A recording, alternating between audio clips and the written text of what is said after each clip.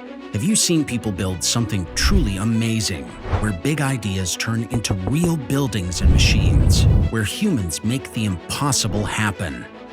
In this video, we're looking at the biggest megaprojects on Earth. From deep below the water to high above the clouds, these are some of humanity's greatest creations. Don't miss the end. We've put together the most awesome projects from around the world. Canada is applying the finishing touches to a stunning $4.7 billion infrastructure project over the Detroit River. The Gordie Howe International Bridge will connect the American city of Detroit to Windsor, Ontario, and has been dubbed the most important bridge connection in North America. But the bridge itself isn't unique. In fact, it is the third major crossing in this small Windsor-Detroit corridor. So what makes the bridge so special? Why is Canada paying for all of it? And why might this massive megaproject turn into a disaster? In today's video, we try to answer these questions with a deeper dive into Canada's Gordie Howe International Bridge, a megaproject which is set to open in September 2025. In 2024, Canada and the US traded more than $760 billion worth of goods, making them the second largest trade partners in the world. About 30% of these traded goods go through this narrow strip, making it the busiest land border crossing on the continent. And for the last 96 years, the lion's share of cross-border traffic through this corridor uses the 1.4-mile-long Ambassador Bridge. Built in 1929, the Ambassador Bridge is arguably the most important border crossing in the world. However, despite its obvious utility, the bridge is no longer a dependable piece of infrastructure. The most glaring problem is that this bridge is privately owned by Detroit's Maroon family. Neither the US nor the Canadian government has any control over the movement across it. Over-reliance on a privately owned international bridge is never a good idea. However, the problem has intensified over the years because of the aging structure of the bridge. The Ambassador Bridge is a 4-lane crossing, and with more than 10,000 truckers crossing the bridge every day, it has become a potential choke point. But since it is privately owned, the government cannot force an extension. With traffic increasing every year and congestion becoming commonplace, both Canada and the US were losing millions of dollars every week. Calls for an alternative crossing to replace or unburden the Ambassador Bridge had been growing louder since the 80s, and hence the idea for the Gordie Howe Bridge was born. In 2001, 4 federal and 2009 that a formal proposal was brought forward by Canadian lawmakers, which was later approved by the Obama administration in 2013. Canada had decided to build bigger and better. A new 6-lane river crossing less than 2 miles from the Ambassador Bridge was to become the 120th land border crossing between the two countries, completing a key piece of missing infrastructure. The project was named after the legendary Canadian ice hockey player Gordie Howe, who had played for the Detroit Red Wings for 25 years. At 2.5 kilometers, or about 1.5 miles long, the Gordie Howe Bridge will be the second longest bridge crossing between the US and Canada. With 6 traffic lanes, it will solve the congestion problems plaguing the Ambassador Bridge. Moreover, the bridge will directly connect Highway 401 and the I-75 in Michigan, solving another major issue as both the Ambassador Bridge and the nearby Windsor-Detroit Tunnel route traffic through populated areas in Windsor. The megaproject does not just include the bridge construction. In addition, it reimagines the whole border crossing, with new buildings and structures for both the US and Canadian ports of entry. On the Canadian side, a 130-acre construction site, 16 toll booths for both passenger and commercial vehicles, 24 lanes for border inspection facilities. The US side is even bigger, with 36 primary inspection lanes and 13 structures for the border authorities. The massive building space makes it the largest Canadian port along the Canada-US border. The estimated cost at the beginning of the project was close to $4 billion, with the Canadian government agreeing to foot the bill for the whole project on both sides of the border. The decision to pay for the bridge was taken because of the Obama administration's Buy American Act. The act stated that any construction or maintenance of a public building would be blocked unless all of the iron, steel, and manufactured goods used in the project were produced in the United States. When Canada agreed to pay for the Gordie Howe Bridge, an exemption was made in the procurement rules permitting the use of Canadian iron and steel. In return, the Canadian government will own and operate the bridge and will get their money back through tolls. That is also why the toll booths will only operate on the Canadian end of the bridge, earning Canada $100 million a year by 2030. Once all the legalities were ironed out, it was finally time to build the bridge. Construction on the crossing began in 2018 with a completion timeline of 6 years. Since then, the bridge has made headlines for its captivating design and construction milestones.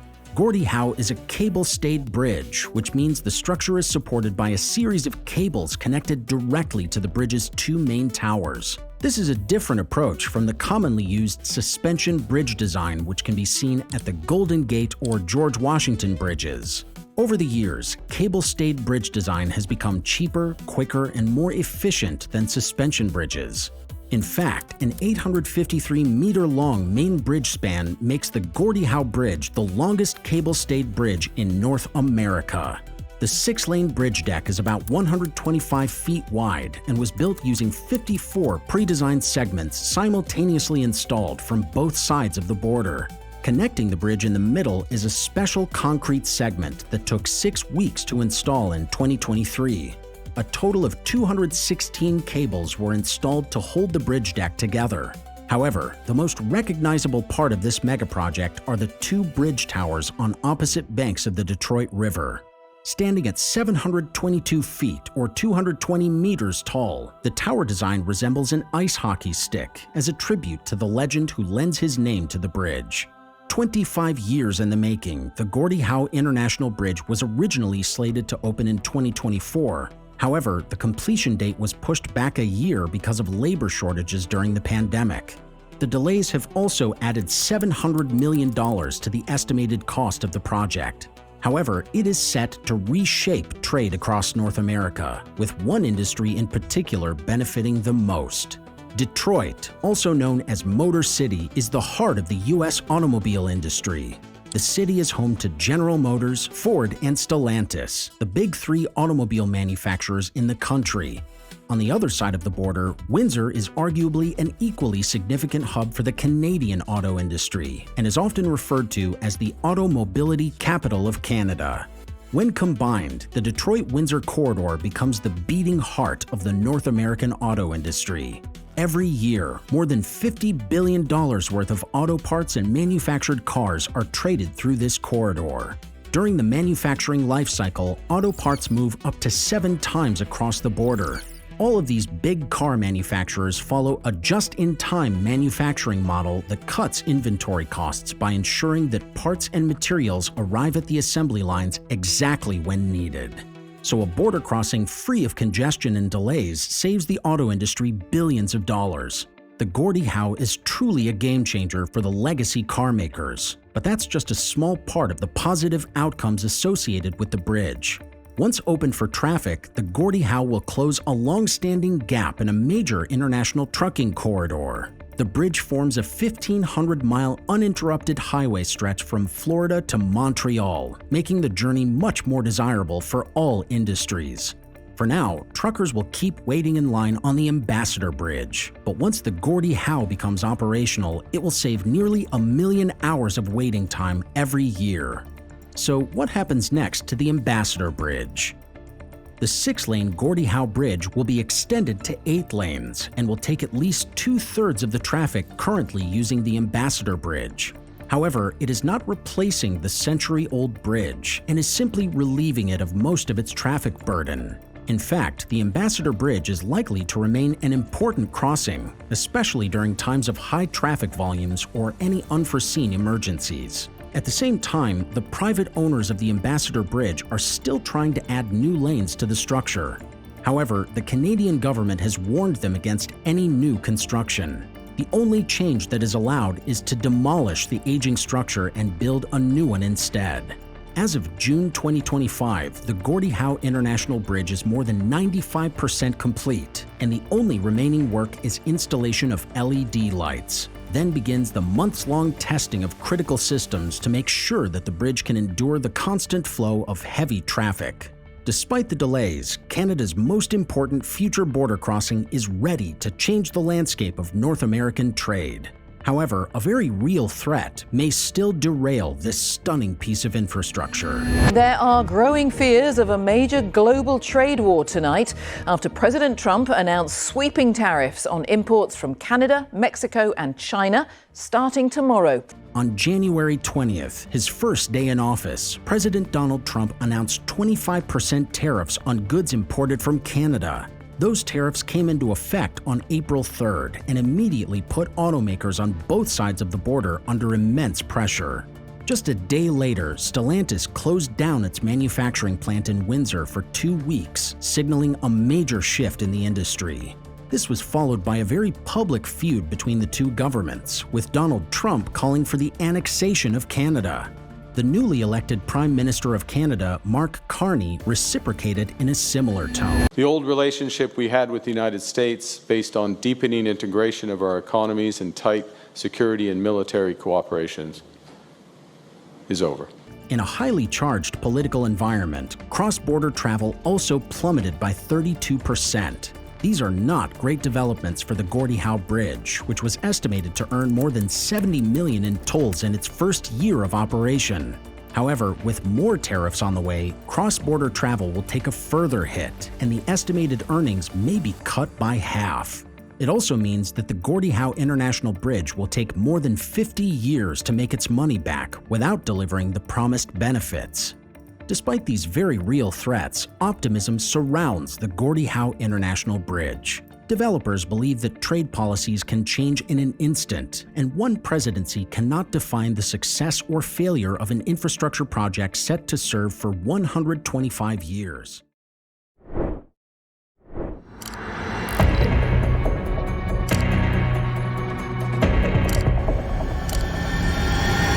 Off the coast of Japan, rising out of the sea like a mirage, lies an engineering miracle of the 20th century. It is the Kansai International Airport, the world's first airport built on reclaimed land inside an ocean. An engineering wonder, Kansai became an instant hit and leaves observers in awe to this day. However, beneath this world-class airport, something is shifting. Kansai is sinking, and it's sinking fast. Will another engineering miracle save it? Let's dive into the story of how Japan built an airport where no land existed, and how 30 years later, the race is on to save it from disappearing altogether.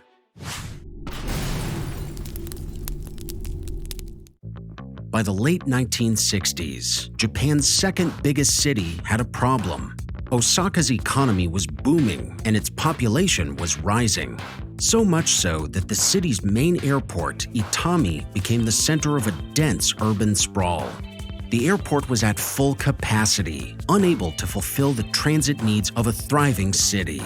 But expansion was not an option. The public was furious at the ever-increasing noise pollution, and lawsuits were mounting. There was only one option: move the airport away from the densely populated city to an isolated location. After discussing several proposals, the planners decided to take the airport into the sea, to a place that did not exist.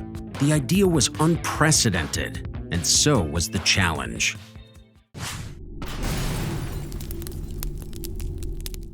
The site chosen was 3 miles offshore and was chosen so that airliners could fly 24 hours a day without any disturbances over unpopulated areas. After almost 2 decades of planning, construction finally began in 1987. The first task was to build an artificial island big enough to hold and sustain one of the biggest airports in the world. That was done by creating a 100-foot layer of earth on top of the ocean. 3 mountains were crushed and poured into the seabed. However, that was still an unstable base that would act like a sponge under the massive weight of the airport. Thousands of heavy sand pipes were added to the structure and were filled with sand to draw out moisture from the soil and underlying layers. More soil was dredged from nearby areas and added to the base to further stabilize the seabed. Once stable, 900 columns resting on hydraulic jacks were driven into the soil. The foundations for the structure lie on these columns, which can be adjusted according to the pace of the sinking soil. After 3 years, and with the help of 6,000 workers, a 4.5 kilometers long and 2.5 kilometers wide artificial island was finally completed in 1990. It was then fortified with an 11-kilometer seawall, reinforced with 48,000 concrete blocks and hundreds of tons of rubble, ensuring protection from the sea. The island was connected to the mainland by a bridge that alone cost over $1 billion. Initial estimates put the cost of the Kansai International Airport at $8 billion. However, by the time of its completion in 1994, the budget had risen to $14 billion. However, it instantly became a worthwhile investment. Kansai quickly overtook Itami as the region's primary airport. Over the next 2 decades, it became Japan's 3rd biggest airport, serving 28 million passengers in 2019. It was recognized in 2024 as the best airport in the world for baggage delivery, after not misplacing a single item for a decade. However, the airport has a terrible secret. Ever since its opening, Kansai has been gradually subsiding into the sea. Sinking itself is not a surprise, as engineers had initially projected that the island would sink by about 25 feet over 50 years. However, the speed of sinking surprised everyone, and the 25 feet threshold was reached just 5 years after opening. So far, Kansai has sunk 40 feet, way above all the estimates. The problem lies in the layers of clay beneath the artificial island. While the upper layer was consolidated, the deeper one proved unstable. It is riddled with pockets of sand struggling to hold under the weight of the airport. On top of that, a major concern has been the uneven sinking of the structure. This became evident when engineers found that the central section was sinking faster than the outer edges of the terminal. So, what's been done to protect the Kansai International Airport? A lot.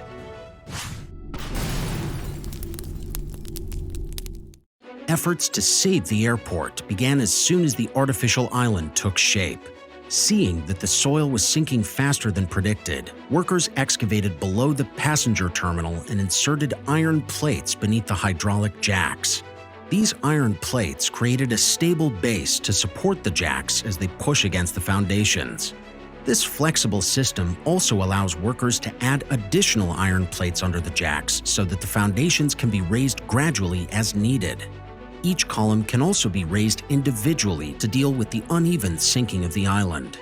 To further offset the uneven sinking, the airport runways were paved with asphalt rather than concrete, helping to absorb changes without cracking.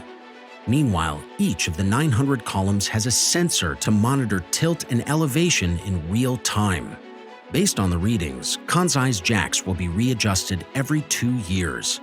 With these changes, the construction costs for Kansai have risen beyond the $20 billion mark. Adjusted for inflation, the figure is closer to the $40 billion mark, making Kansai the most expensive airport ever built. So what does the future hold for this behemoth?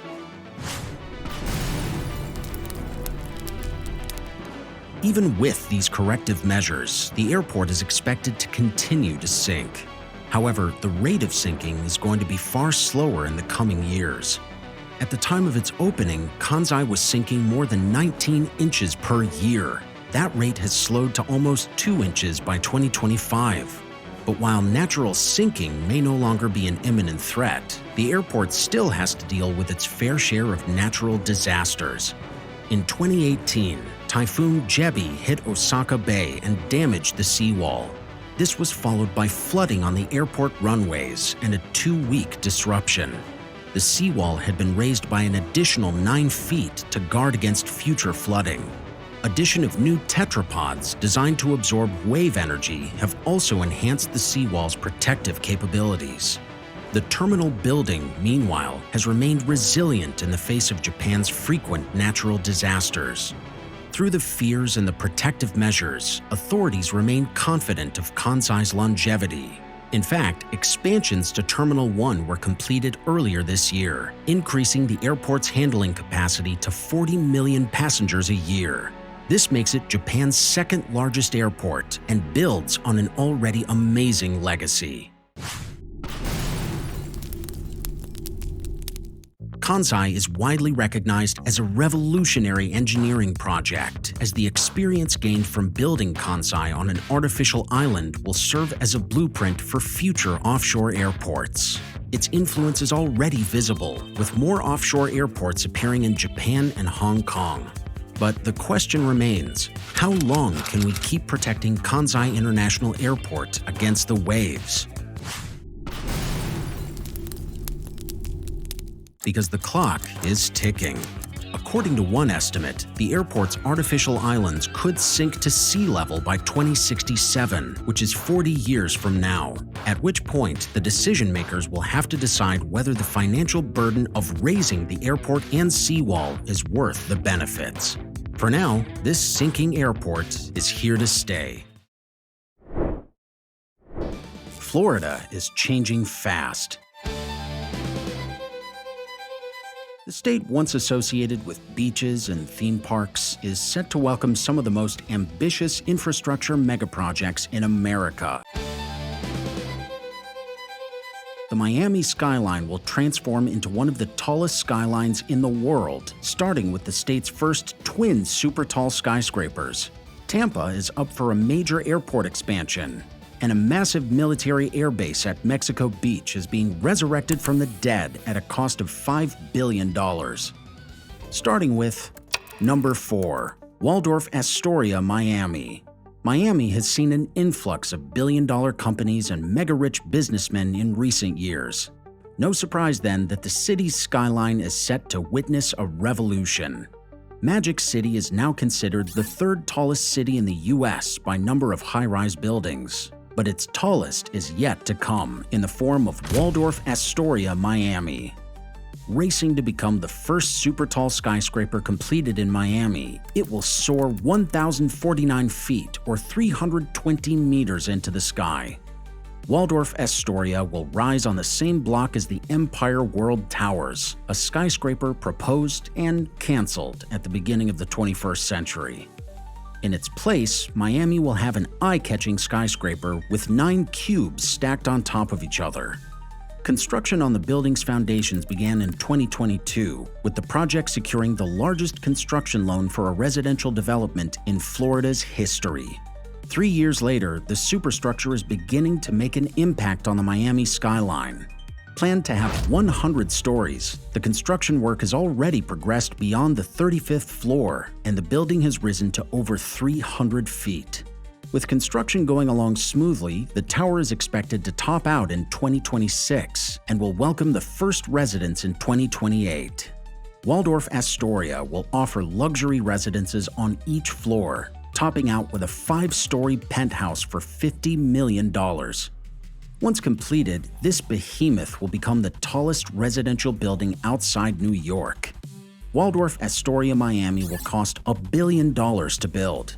However, Miami's luxurious makeover doesn't end there, because just down the street is the location for a skyscraper of the same height, and that one is being constructed by an Italian fashion powerhouse. Number 3. 888 Brickell.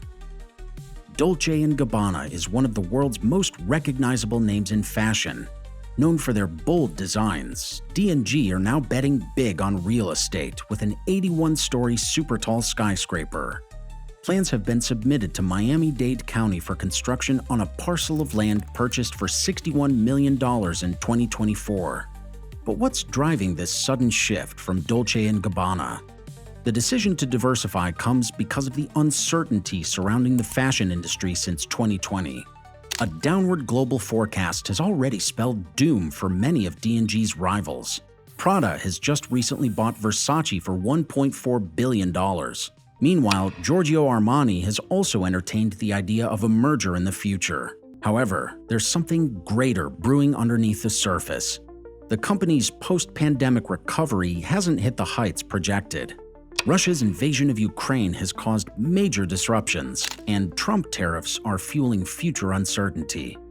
In that backdrop, the firm is embarking on real estate ventures around the world, including residences in Marbella, Spain and Dubai, as well as hotels in the Maldives and Saudi Arabia. 888 Brickell is an extension of this diversification push in Miami. Dolce & Gabbana is partnering with developer Michael Stern, who built the world's skinniest skyscraper in Manhattan and the tallest tower in Brooklyn. Going up to the exact height of Waldorf Astoria, the renderings for 888 Brickell show a slim tower resting on a rectangular base, while the building's roof seems to have a bronze rectangular cap. All the interiors and the exterior of the building will reflect Dolce & Gabbana's signature style. Black, gold, and red highlights will be seamlessly integrated with ivory travertine stones throughout the building. From the ground level, 888 Brickell will exude the elegance of Italian modernism, while the interiors will preserve the iconic D&G glamour. Construction is now underway at the site, with the goal of adding the luxury tower to the Miami skyline in 2028. Moving on from Magic City, we go to Cigar City, Tampa, which is preparing to welcome visitors like never before. Number 2. Tampa Airport Expansion. As a major travel destination, Florida boasts some of the busiest airports in the country. While Tampa's airport isn't quite as big as Miami's or Orlando's, it still serves a healthy 25 million passengers every year. And this number is about to go up with the addition of Airside D, the airport's first airside construction in 2 decades. Built at a construction cost of $1.5 billion, this will be TPA's biggest airside with 16 gates and will serve both domestic and international flights. The new Airside D will be built on a 600,000 square foot parking lot that was once the site of the original Airside D. After serving passengers for 35 years, the old Airside D was demolished in 2007 to make way for a future modernization of the airport. The project broke ground in 2024 and is currently in the design stage. Over the next 3 years, construction will continue on several new additions. Airside D will have a modern TSA security checkpoint, a dedicated area to process international passengers, 2 new airline lounges, and 2 mezzanine levels. The airport will also introduce a new shuttle system and a guideway to improve passenger movement within the airport. Meanwhile, glass boarding bridges will offer views of the airfield. Vertical construction on Airside D is expected to begin by the end of the year, and it will open to new traffic in 2028. With Florida turning into a major global destination, traffic at TPA will keep increasing, eventually reaching 35 million passengers by 2037. So this billion-dollar megaproject will not only get rid of the congestion today, but will also future-proof the airport. We go from TPA to an airbase reconstruction that was once on the verge of shutting down after a deadly disaster. Number 1. Tyndall Air Force Base reconstruction. On October 10, 2018, Florida was hit by Hurricane Michael, a Category 5 storm with deadly winds raging through cities at 160 miles per hour. The devastation was staggering. Michael caused $25 billion in damages, and Mexico Beach, Florida was the worst-hit city in the United States. The eye of the storm, however, passed directly over Tyndall, one of the most crucial air bases in America. When the storm finally subsided, the scene at Tyndall was grim. Every single structure on the base was damaged, and more than 500 buildings were destroyed beyond repair. Base officials compared it to war-torn air bases in Iraq, with piles of rubble visible everywhere. Most of the buildings had to be demolished, with the military removing 1.5 million pounds of debris over 6 months. At the time, problems for Tyndall Air Base ran deep. The rebuild was bound to cost billions, and the threat of another catastrophe wasn't out of question. Resurrecting the base seemed like a monumental effort, with no guarantee of a secure future. The military faced hard questions, and there were tangible fears that the Air Force might decide to shutter the base. However, the strategic importance of the airbase was too massive to ignore. Tyndall afforded the Air Force the ability to train over water away from populated areas while adding hundreds of millions of dollars to the local economy. After some reflection, the officials decided to turn the disappointment into an opportunity. With most of the base turned into rubble, the Department of the Air Force decided not to revamp, but to build a new base from scratch. This time, however, they were going to construct the installation of the future, an airbase that will withstand rising seas, stronger storms, and any other threat that nature throws up. And so began the largest military construction project undertaken by the Pentagon. The $5 billion project will employ some of the most advanced security features at the new base.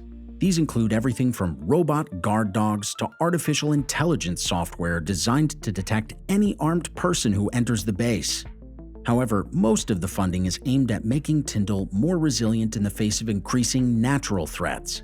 Every facility on the new Tyndall Air Base is being built to withstand at least 165 miles per hour winds. Every structure is being built at an elevation to protect it from a storm surge or a future hurricane. Some of the weatherproofing features include steel frames, high-impact windows, concrete facades, and roofing with additional bracing. More than 4,000 workers are on the site daily with an aim to deliver Tyndall's 49 different projects by 2029. Once completed, the airbase will have its own power grid, a newly constructed marina, new hangars for fighter jets, and housing facilities for service members and visitors. By 2028, this storm-fortified base will also be ready to host 70 combat-ready F-35s that will cost $6 billion. Tyndall Air Base is on the front lines of climate change. However, it is not the only U.S. military installation facing the consequences of changing weather patterns. Other U.S. installations on low-lying islands like Alaska and Greenland are also under pressure, which is why Tyndall is being rebuilt to serve as a model for future Air Force installations and will serve as a blueprint to reshape the existing ones.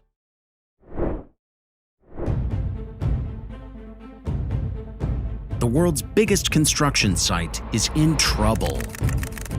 Saudi Arabia shocked everyone when satellite images revealed construction progress of The Line, one of the most insane megaprojects proposed in history. However, after spending $500 billion, things have started to unravel. It all started with a massive scale back last year, and now we've learned that thousands of workers are being shifted to the capital Riyadh, and the whole Neom megaproject is under review. So what's really going on? Will we ever see the line being built? Or is Saudi Arabia's fever dream turning into a dystopian disaster? Let's take a closer look. When Saudi Arabia announced the line in 2021, it looked like a city straight out of science fiction. The plan was borderline ridiculous. A 170-kilometer-long super-tall skyscraper that went 500 meters into the sky, and they proposed to build it not once, but twice. But that was not all. As part of the wider Neom region, a $1 trillion rebuild was taking shape. This included Trojena, a $500 billion ski resort in a region with virtually no snow, a luxury resort island called Shindala, and Oxagon, a floating industrial hub housing the $10 billion port of Neom. Everyone had the same question: will this ever be built? But to everyone's surprise, construction actually began in 2022 with giant excavators digging up the desert, and it put the world on notice. Neom was happening. The megaproject turned into a global spectacle. Extravagant parties, more outrageous plans, and eye-watering numbers captivated yet polarized the world. Satellite images showed a sprawling construction site in the heart of the desert carrying a promise of an unprecedented future. Further posts from the Neom handles showed a concrete base taking shape inside a long trench. Observers around the world wondered, are they actually doing this? A cautious excitement was building. However, it wasn't long before cracks started to appear. A year into construction, reports started emerging that the line was getting a massive scale back. While it was a huge development, the news did not surprise anyone.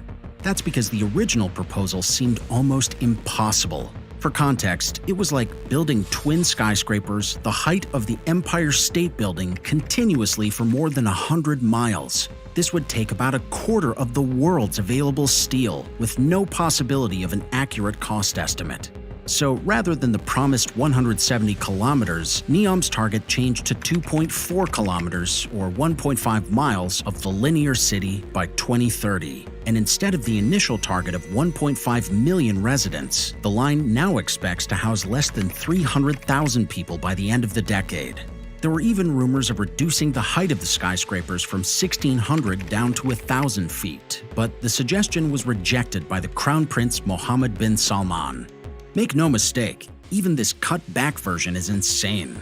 Nothing of this scale has ever been built, and it will be an unprecedented feat of engineering if it really happens.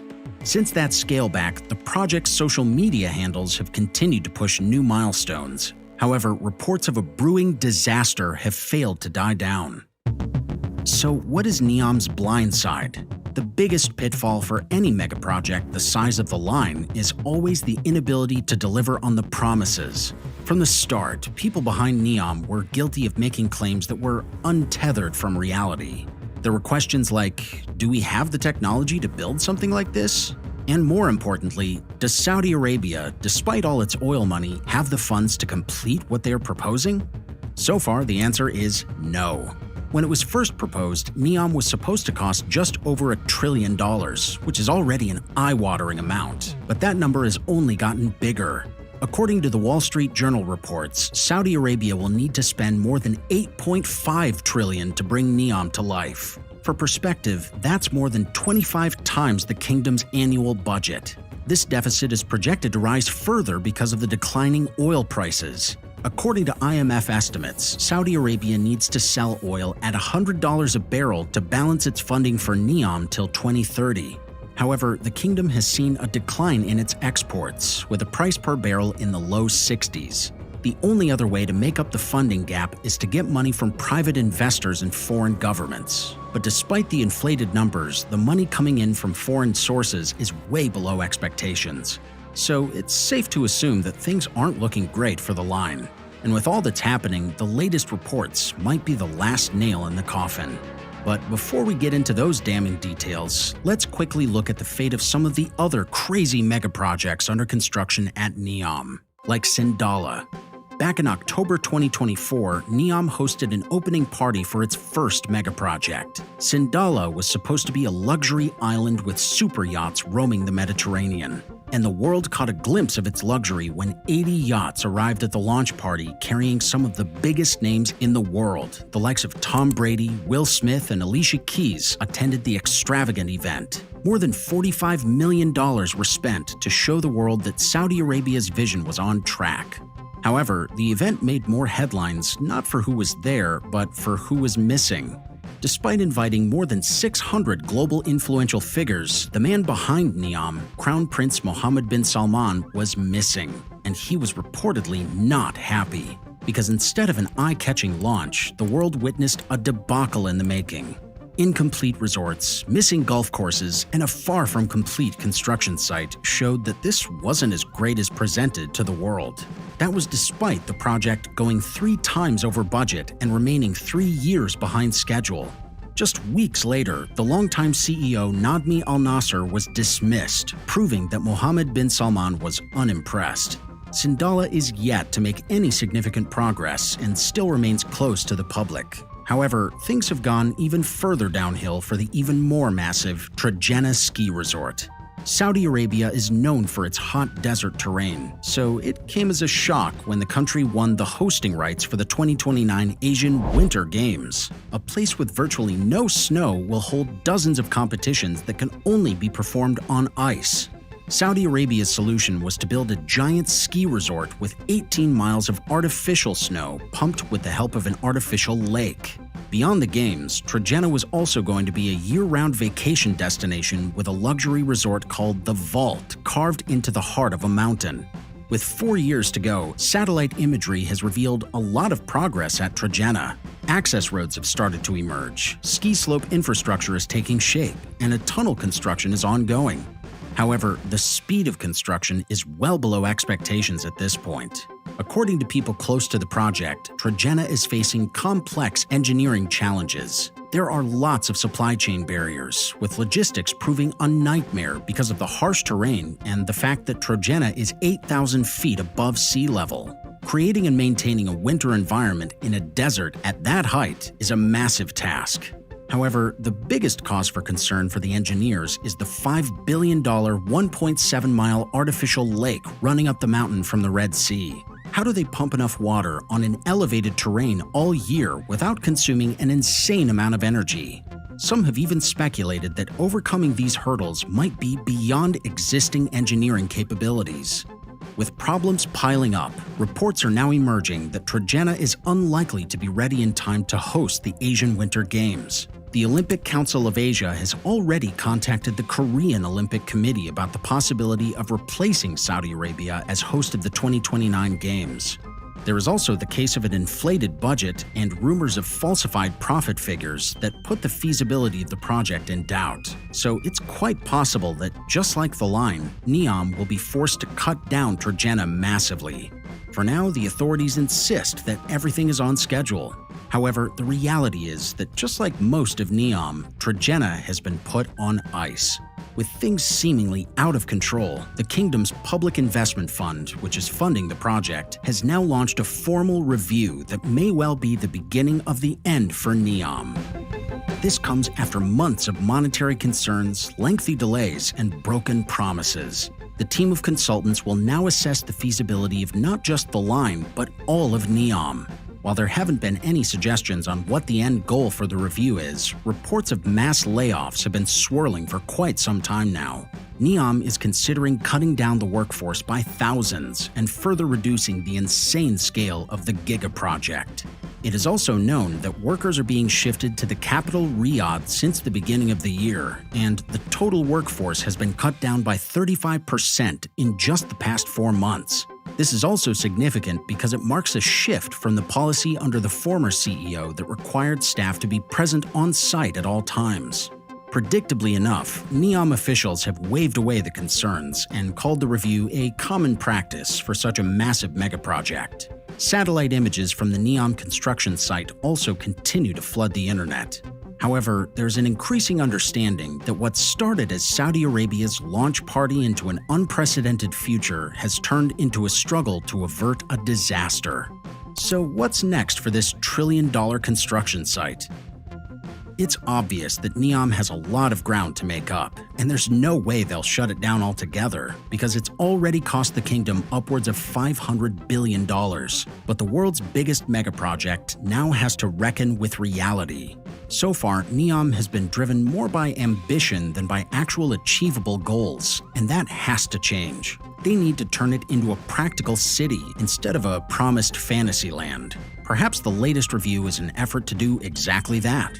Ultimately, the measure of Neom's success won't be what they can't build, but what they can. So achieving even a fraction of what's been proposed could create a blueprint for much bigger future infrastructure megaprojects. There's no predicting what the line will look like in the future. However, we can assume that it will be very difficult from what we've seen so far.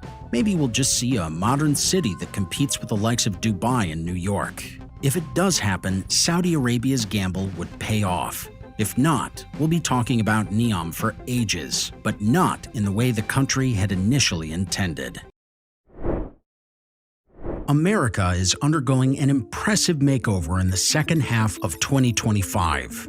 New York's changing skyline will add yet another controversial skyscraper. A couple of big airports will undergo massive revamps rivaling the standards set in the Middle East, and a $100 billion megaproject will reach a key milestone.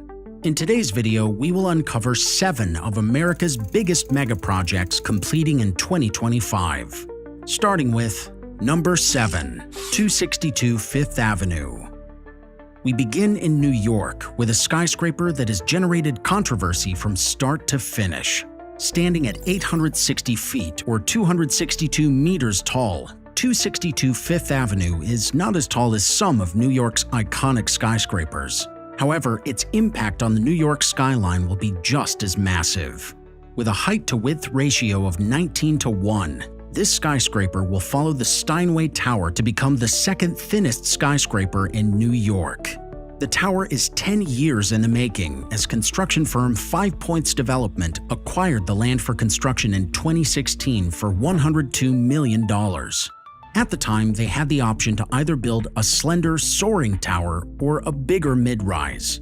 The firm decided to go tall and planned a super tall skyscraper crossing the 300-meter and the 1,000-foot threshold. However, those plans were later scaled back. Construction finally began in 2021, and the tower had topped out by the end of 2024, making it the tallest building on Fifth Avenue. In all, completing this slim skyscraper will cost close to $1 billion. But why is this fascinating structure so controversial?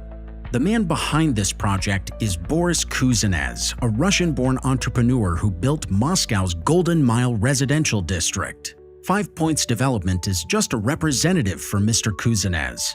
Meanwhile, the structure is designed by the Moscow-based architecture firm Neom. This Russian connection has predictably opened up the building to intense scrutiny. But it doesn't end there. A lot of New Yorkers are also up in arms because of the building's location. That's because this slender tower obstructs the view of arguably the greatest icon of the New York skyline, the Empire State Building. Since the topping out of 262 Fifth Avenue, downtown New Yorkers can no longer enjoy unobstructed views of the Empire State Building from Madison Square or from Fifth Avenue. Others have accepted this change as a natural part of the ever-evolving New York skyline. Through all the controversies, 262 Fifth Avenue is on track to complete construction in the second half of 2025. New York will soon complete another much taller and less controversial skyscraper. More on that later. First, let's talk about another billion-dollar skyscraper. And for that, we go to Austin, Texas. Number 6. The Republic. Over the last few years, Austin, Texas has emerged as a desirable destination for big tech companies. A combination of state and local incentives has attracted giants like Tesla and Samsung to the city. These big tech moves have given way to major new developments across Austin, not least to the city's skyline. In 2025, the rapidly growing city will see the addition of multiple new skyscrapers, one of which is the Republic, a 710-foot tall building that will become the tallest exclusively office space in the city. The Republic has topped out already and will welcome tenants in the coming weeks as construction nears completion. The opening of the strictly office skyscraper is also just in time for the boom of Austin's office market, which is projected to grow by 25% over the next 5 years, the fastest growth rate on the continent. However, it will not be a typical fast-paced office building, as the designers have tried to keep contact with nature. The Republic is located right next to the Republic Square Park in downtown Austin. In fact, a public plaza will directly connect the two spaces, making it a desirable place to work. 50% of the building is already leased out as tenants prepare to move in by the end of the year. Despite the buzz around the Republic, it is just the start of the upcoming transformation of Austin's skyline. Because just a few blocks away, a record-breaking skyscraper is also nearing completion. Number 5. Waterline. On April 25, 2025, Waterline became the tallest building in Texas, surpassing the 865 feet or 264 meters tall 6th and Guadalupe. However, rising from the heart of Austin's Park District, Waterline is about to break a few more records. Set to be topped out in August 2025, it will reach a final height of 1,020 feet, making it the tallest skyscraper in the state of Texas. It will also be the third super tall skyscraper in the state. The Waterline will take the place of Chase Tower in Houston, which has been the tallest building in Texas for more than 4 decades. The designers behind this project are Kohn Pedersen Fox, an architecture firm known for building incredible skyscrapers, like the Ping An Financial Center in Shenzhen that soars close to 2,000 feet in the sky. In New York, the firm has developed more recognizable skyscrapers, including the 55 Hudson Yards and 1 Vanderbilt. KPH brought their expertise to Texas in 2022, and in less than 3 years, Waterline is on the verge of towering above the Austin skyline. Speaking of towering above a city, we move on to Pittsburgh, where a $1.6 billion airport modernization plan is about to take off. Number 4. Pittsburgh International Airport Project. Any U.S. citizen that has traveled overseas will recognize the immediate need to upgrade many of the country's airports. While several of these projects are now underway, some are achieving major construction milestones in 2025. One of these is the modernization plan for the Pittsburgh International, an airport that was once dubbed the Airport of the Future. During the 90s, the airport was considered a small hub connecting international airlines. Following a $1 billion rebuild, the airport could serve 30 million passengers a year. However, Pittsburgh stopped being a hub by the mid-2000s, and the number of passengers traveling reduced to less than 10 million a year. This was a problem. The airport was oversized, and the operations had to be scaled back. However, this created an inconvenience for the travelers who often had to walk long distances and go through 3 floors to get to their next destination. So a $1.6 billion plan to optimize the airport was devised in 2021. It was announced that the separate terminal operations will now be merged into one location. The aim was to modernize the airport, improve the passenger experience, and streamline operations. According to the latest reports, that plan is now more than 90% complete and will be implemented by the end of 2025. With all the changes that have taken place, travelers are in for a pleasant experience. Instead of using a tram to go from one terminal to another, passengers will now walk over a bridge, through a short tunnel, and into a great hall. Security upgrades include a new 12-lane checkpoint that will let passengers keep liquids and laptops in their bags, making the whole process smoother.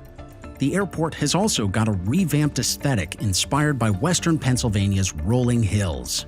4 outdoor terraces with lush green lawns, 2 before and 2 after security, will create a welcoming aesthetic for the visitors. 2 of these terraces will be open to visitors when the airport opens later this year. If everything goes according to plan, the new terminal is expected to cut the time from car to plane in half.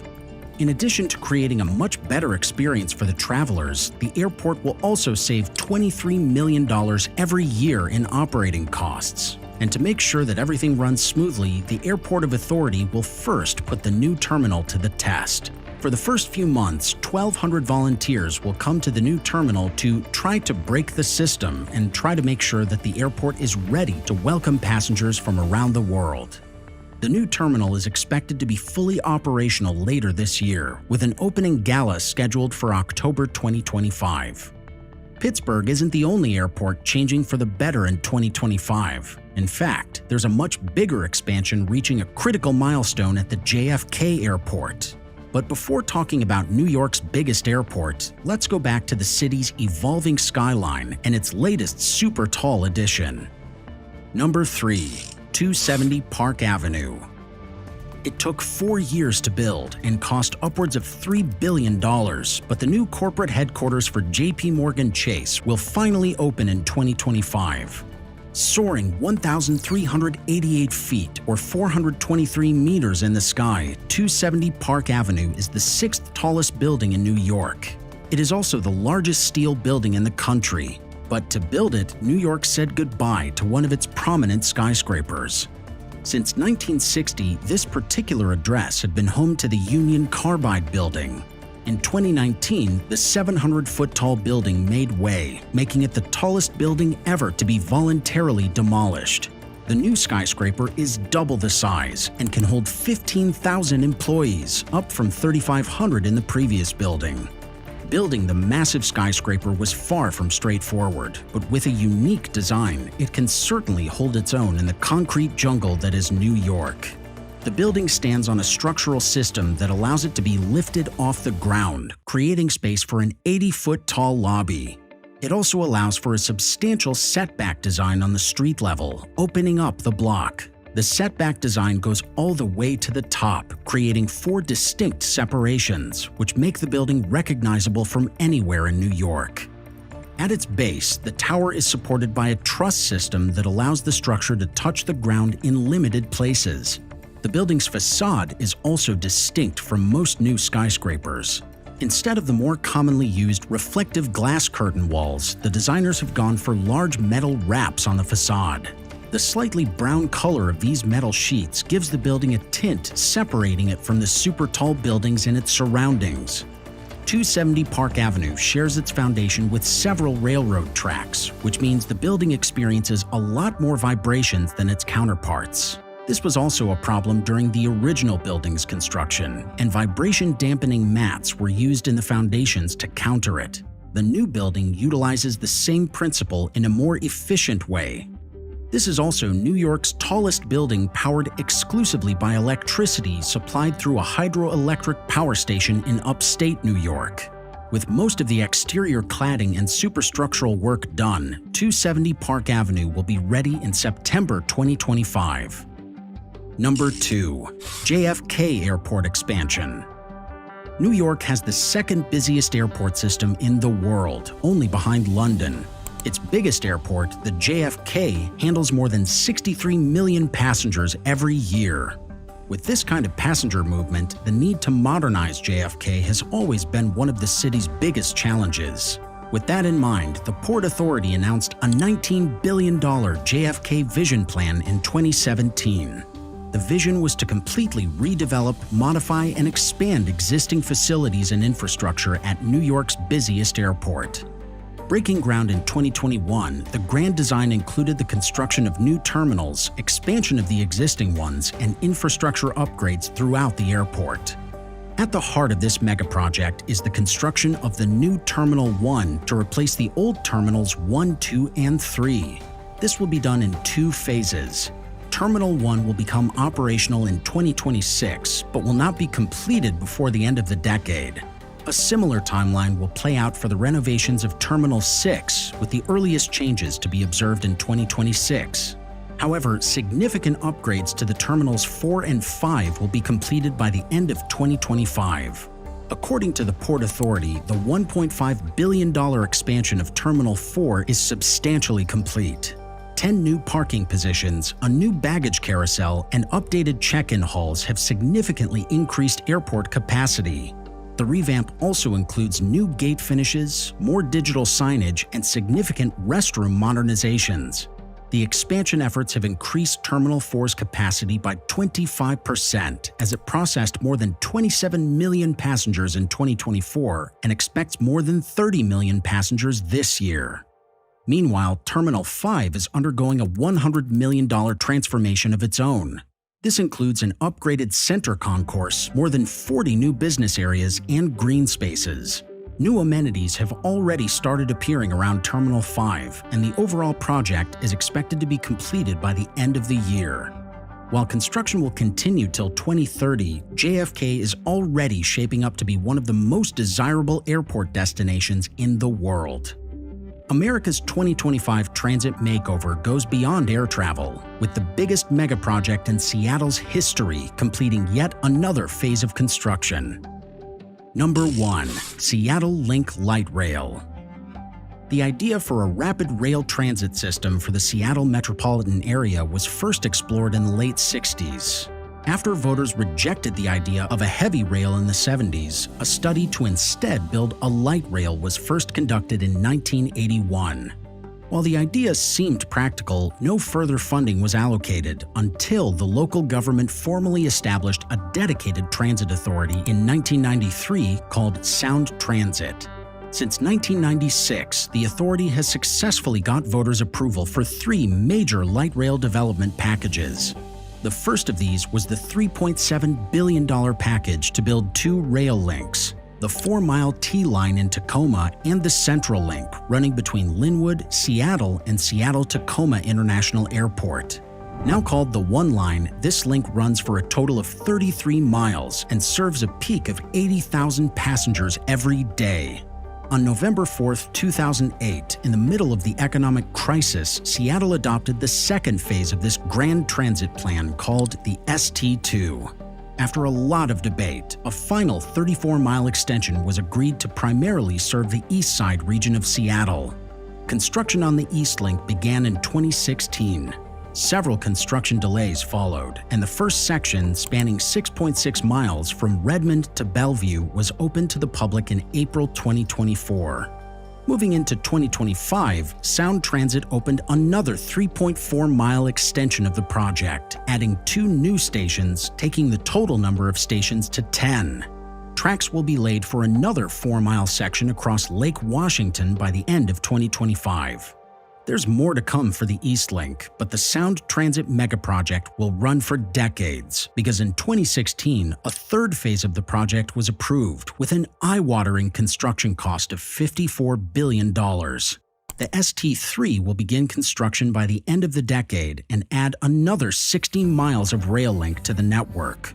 By 2041, the 116-mile network will encompass all of Seattle, serving 600,000 passengers every day.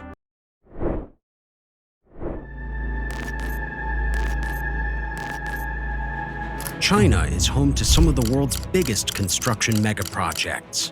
But on the flip side, the country has poured more than $100 billion into cities that never filled up. In fact, ghost towns are not uncommon in China, with an estimated 65 million homes that remain empty. In today's video, we take a closer look at 5 of China's biggest ghost towns and explore the gap between extreme vision and a tragic reality. Number 5. Yujiapu, Tianjin. China has spent billions building fake Western cities. The country is home to a fake Paris, a fake London, and even its own Venice. However, none of those developments was planned to be as big as the Yujiapu Financial District. It is a town near Tianjin that aspired to be China's Manhattan and a major financial hub for northern China. Yujiapu's skyline mimicked some of New York's most famous skyscrapers, including the Rockefeller Center and a version of the World Trade Center. Construction began in 2009 with a promised investment of $32 billion over the next 10 years. However, it wasn't long before the money dried up as China's real estate bubble began to burst. By 2015, Yujiapu had somewhat of a skyline. However, the hope of attracting the world's biggest talent and creating a financial hub out of thin air has not come to fruition. Instead, the city, with its deserted wide roads and unfinished tall buildings, paints the picture of an abandoned movie set. Today, more than 80% of China's Manhattan remains empty, and to make things worse, it is at risk of collapsing altogether to nature's forces. That's because the city is built just a few inches above sea level and is prone to flooding. Storm surges and heavy rains are common, and the few residents that still live there are looking to move out. The promise of the world's largest financial district has faded away, and what was supposed to be home to 1.2 million residents is a ghost town of less than 60,000 people. Number 4. The Xiangwin International Project. China's Hebei province has a population of 75 million. 11 million of these people live in the city of Shijiazhuang, where a property developer proposed a city within a city. The Xiangwin International Project was to be developed at a cost of $3 billion. It had everything: a high-end residential community, apartment buildings, theme parks, and skyscrapers. Built right next to a metro network and a major high-speed rail station, this was not an isolated location by any means. It is also why the project gained immediate success after construction began in 2009. More than 700 housing units were sold in the first 2 years, and there was no shortage of clients for the apartment buildings. However, everything came crashing down in 2014 when the developers behind the project were put under investigation on corruption charges. Those charges were proven right in 2017, resulting in jail sentences. The developer declared bankruptcy soon after, crashing the property prices and leaving the project unfinished. The Xiangwin International Project is still surrounded by a bustling city. However, inside the premises is a completely different story. Thousands of homeowners have failed to move in after the government took over the project, turning the project into a ghost town. With dreams of a new metropolis fading, the location has turned into a tourist attraction and is frequently visited by vloggers trying to cash in on a deserted film set. Number 3. State Guest Mansions. In 2010, a Shanghai-based real estate developer called the Greenland Group tried building a small town in the hills of Shenyang, about 400 miles northeast of Beijing. The plan was to build 260 extravagant mansions for the high society, a 5-star hotel, a convention center, and a golf course. Construction began with optimism, and the mansions found steady customers. But like many of China's real estate developers in recent years, the Greenland Group defaulted on its debts just 36 months after construction began. Just 5% of the mansions were sold at that point, and no further development has occurred since. The rows of unfinished mansions seem haunted from afar as they are left to rot in a remote area. The only visitors are herds of cattle and the local farmers who have now begun to reclaim their land. The lines between the villas are now being used for future crops, and the deserted garages are now storage facilities for the farmers. Dust covers the expensive furnishings of the incomplete houses, while the chandeliers and paintings remain untouched. There is no official news on what the future holds for the development that was supposed to be a playground for the rich. As with many other abandoned cities, the mansions are now a popular destination for those seeking adventure. Number 2. Forest City. China's real estate market has collapsed with a bang in recent years, and you don't have to be in the country to feel the aftershocks. In fact, arguably China's biggest real estate failure happened at Forest City, a $100 billion megaproject first announced in Malaysia in 2006. Behind the project was China's biggest property developer, Country Garden, and they proposed an insane modern city connecting Malaysia with Singapore. Forest City would rise from reclaimed land on 4 artificial islands half the size of Manhattan. It was supposed to have everything that a big metropolis has merged within a forest ecosystem. The city even had its own customs facility to allow the residents to move freely to Singapore and back. Planned to house 1 million people, most of the city's new residents were supposed to be Chinese investors looking to buy cheaper waterfront properties outside of China and use them as vacation homes. However, the project, once described as a living paradise by the Country Garden president, now paints a picture of an abandoned ghost town. The problems started with Chinese investment. In 2019, more than 80% of the property owners at the development were Chinese, and the Malaysian government had given them a free pass to the city. But that posed a problem for the locals, as property prices got so inflated that they could not afford a residence in Forest City. This meant that the city would eventually be inhabited by foreigners, something that caused outrage on the local level.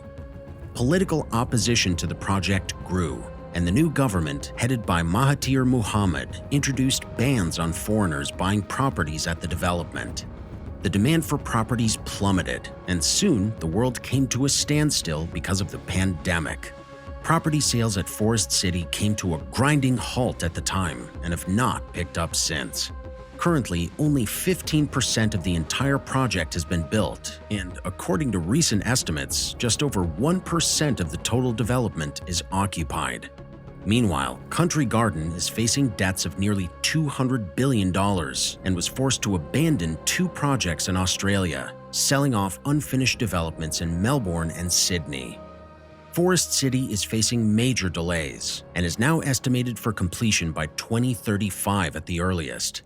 With the Chinese housing market now in freefall and native Malaysians unable to buy properties, the future of Forest City remains uncertain, to say the least. Number 1. Nanhui New City, Shanghai. We end today's video with a relative success story in Shanghai. Construction of the Nanhui New City began in 2003 with the help of German architecture company Gerkan. Nanhui was a dream city designed around a circular artificial lake with European-style buildings and wide roads that had distinctive pedestrian paths. The project was estimated to cost close to $5 billion and was supposed to be completed by 2020. However, the project gained little attention from the general public for almost a decade. While the city was planned for 800,000 people, less than 10% of that were actually living there by 2015. The malls had no stores, the office building towers had no offices, and the shops had no tenants. 80% of the new properties were owned by speculators who had no intention of living there. Entire blocks of deserted housing and quiet roads welcomed visitors as they wondered about the practicality of the massive megaproject. However, it all changed around 2017 when the government decided to take over the city. They developed a university town that could house 100,000 students and then opened a metro line to connect Nanhui with Shanghai. These developments immediately turned the city into an attractive location, and people started pouring in. Soon after, Nanhui became part of the Shanghai Free Trade Zone to attract businesses. Meanwhile, a marine park was opened to increase tourism. These developments proved to be a game changer, as Nanhui New City is now home to 600,000 people and can no longer be termed as a ghost city. Instead, it now serves as a blueprint for future similar developments as the world grapples with extensive urbanization and stretched city centers. China's ghost cities have become a major topic of interest and have generated intense debate over speculative real estate in recent years. However, China maintains that the ghost cities of today will turn into huge successes of the future. With its bold announcements and construction site footage, Neom has attained global attention, with everyone waiting for another update from the project. So today, I will tell you how much of Neom is actually built, how much progress has been made, how much of it can actually be completed, and why are many experts saying that the line will collapse and Neom will fail terribly. Let's see what answers we have to these questions. But first things first. Neom is not a city as many of us might have thought. It's a region with various parts. Like, what is the line? Take your average metropolis and stack it into a 170-kilometer vertical city which can be traveled end to end in 20 minutes. 500 meters tall, 200 meters wide. This is the line, and this is how it's going. What is Oxagon? Take robotics, AI, machine learning, and other technology with a focus on efficiency, sustainability, and renewability, and merge all this together into the world's first ever floating city to make the new global industrial hub. This is the Oxagon, and this is how the signs of life are appearing there. What is Trojena? Impossible architecture, vertical villages, glass hospitals, and winter ski resorts right in the middle of an Arabian desert. This is the Trojena, and this is how the construction is going there. What is Sindala? Located in the Red Sea and giving new meaning to luxury and style, potentially the biggest tourist attraction in the world. This is the Sindala, and this is how that site looks right now. All these sites together make up Neom.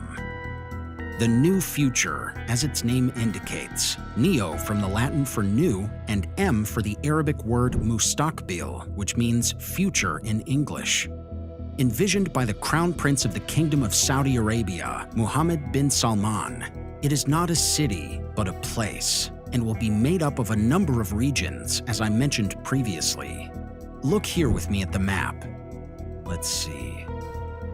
Right here.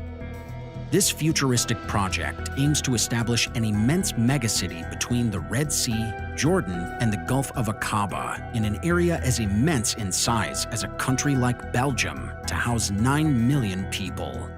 Neom is the prototype for a better future as envisioned by Mohammed bin Salman, who has personally vowed to make the Middle East the next Europe.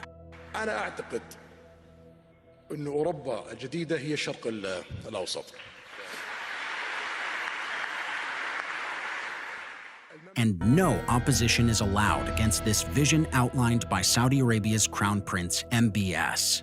In April 2020, a man from a Saudi tribe named Abdul Rahim al-Huwaidi refused to evacuate his home in Tabuk to make way for Neom and began posting dissenting videos online. After some days, he was allegedly by Saudi security forces, just as he had predicted in his videos. But what would MBS do if people outright refused to even live in Neom? Well, that's a question for later. First, let's explore how much of Neom is actually built so far. Information about Neom is strictly guarded by the Saudi government, but with the eyes of the world watching, the mounting pressure has swayed them into releasing updates on the project bit by bit. With 3,000 service employees and 60,000 construction workers on the site, we can safely say something is definitely cooking there. What exactly? Let's find out. The line. Let's start with the most controversial project of the Neom, the virtual city, the line. Look here. These are two newly established worker towns, Neom Community 1 and 2, with community schools, public services, sports facilities, and even a Starbucks. These camps and structures that you are watching on your screen are home to people who are currently working on the line. These people will build the vertical city of 9 million inhabitants over 170 kilometers long. Right now, the team is busy digging and planning, and if you look from above, you can see the path where the city will be. The important infrastructure needed to complete the project has already been erected and is said to be 20% complete. They're setting up strong pillars along the way to hold up the massive building that will reach almost 500 meters high. They're also putting in all the necessary things for construction, like power poles, and companies from 97 countries around the world are working together to make this ambitious project a reality. But experts are suspicious if the line will be a success. In fact, many say it will fail miserably.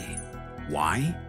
Well, the line, which will be two parallel skyscrapers with the city's singular street in between and will provide residents all the amenities of life within a 5-minute distance, is a bad idea.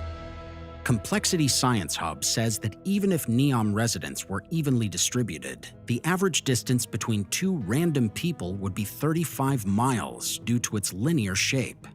Now imagine them to be friends, family, or colleagues. How are all the meetups going to happen? Through the 80 proposed train stations of the linear city?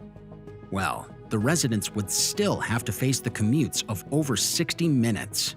Not really something we can call quality of life, can we? Though Neom says it will just be 20 minutes. Solution? Make the city into a circle. With this design, the city will have a radius of 2 miles, meaning that most people could reach 24% of the population within 1.2 miles. This short distance can easily be covered by walking or cycling. No cars, no emissions. Anyway, this is all debatable, so let's keep it moving with some of the other construction updates for the Neom. Next we have Sindala. Among all Neom projects, Sindala probably got the most muted reaction from the public, but it's definitely gaining some attention now, thanks to all the updates coming. Things are definitely happening at the construction sites. Satellite images show a little town popping up on the outskirts of the island. They're in a bit of a hurry because they plan to open a complex of 3 luxury hotels and a marina this year. Check out the videos, and you'll see construction is in full swing, with container ships bringing in all the materials needed. Many people doubt that the place will be in full swing this year, but Marriott, a huge hotel group, has partnered with Neom and is pretty sure the place will be ready to open soon. Aside from that, Sindala has leveled up its game with an 86-berth marina, luxury services, and 3 hotels. Look here. The signs of life in Sindala are clearly visible. A lush green golf course with its vibrant grass stands in stark contrast with its surroundings, sand and concrete in the middle of the island. A clear indication that the fancy island will soon be open for the tourists to visit. But this much construction cannot be happening without hazardous side effects, which shatters the promise of Neom being eco-friendly. but we will discuss this point later in the video. Right now, let's move to a Neom project that has shaken the world and merged the boundaries of sci-fi and the real world. Yes, I'm talking about Epicon. When I first read about this thing, it absolutely blew me away. The futuristic Epicon resort with 2 magnificent glass towers rising from Neom's desert landscape in the Gulf of Aqaba. The glistening mirage will feature 2 striking towers. One will reach a height of 225 meters, while the other, designed by Leonard Milford, an iconic architect, will soar to 275 meters. The promotional video looks like nothing short of a scene from a science fiction movie and shows the towers emerging seamlessly out of nowhere in the midst of the desert. The structures are said to have the residents on the beach next to them, along with heliport, hotel, and luxury stores, all meeting the highest quality standards. Out of all the ambitious projects of Neom, I'm looking forward to this one the most. But if you ask most people what their favorite is, it's Leira.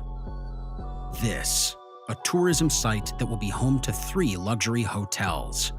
The promotional video shows these futuristic buildings near the Gulf of Aqaba, right in a beautiful valley. There will be a total of 120 rooms spread across these 3 hotels. The Oasis Hotel is designed by Mario Cucinella, the Adventure Hotel by Chris Van Duyn, and the Wellness Hotel by Sean Killa. All these talented people are known for their incredibly futuristic ideas.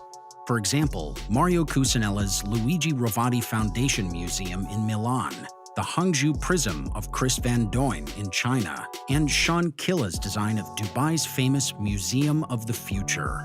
All these buildings speak to one thing: ingenious architecture. Now imagine these masterminds working on Leira.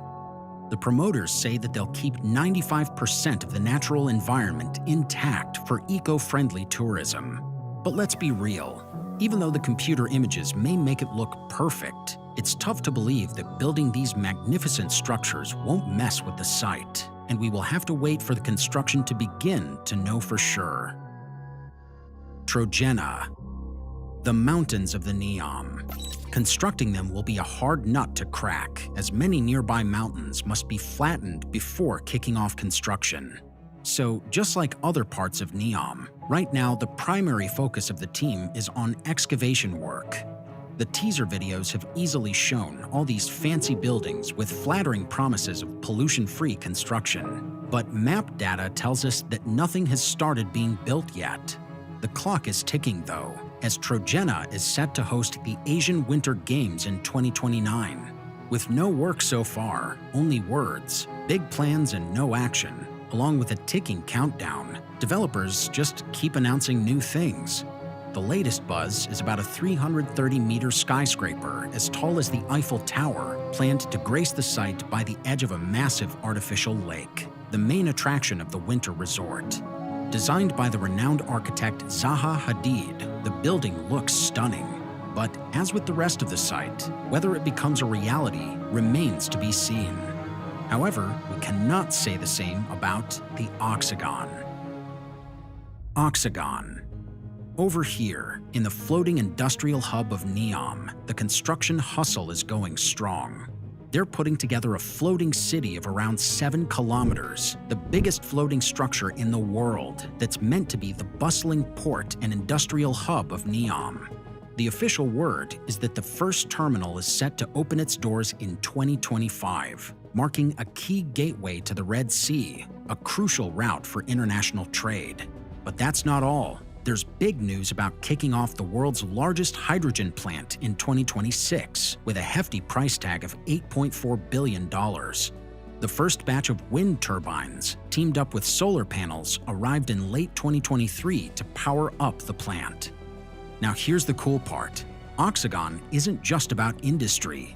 It's also going to have a residential and tourist area, featuring a massive city on stilts. The catch? Well, it looks like the work on this part of Oxagon hasn't quite kicked off yet. Another catch? Many think it might never get completed, especially within the given timeline of 2025.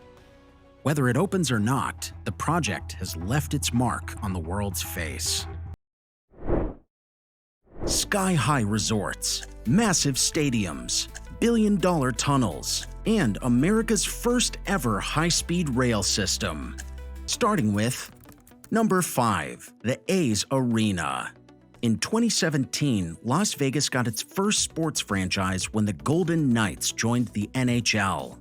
Just 3 years later, the Oakland Raiders officially became the Las Vegas Raiders when they moved to the newly constructed Allegiant Stadium.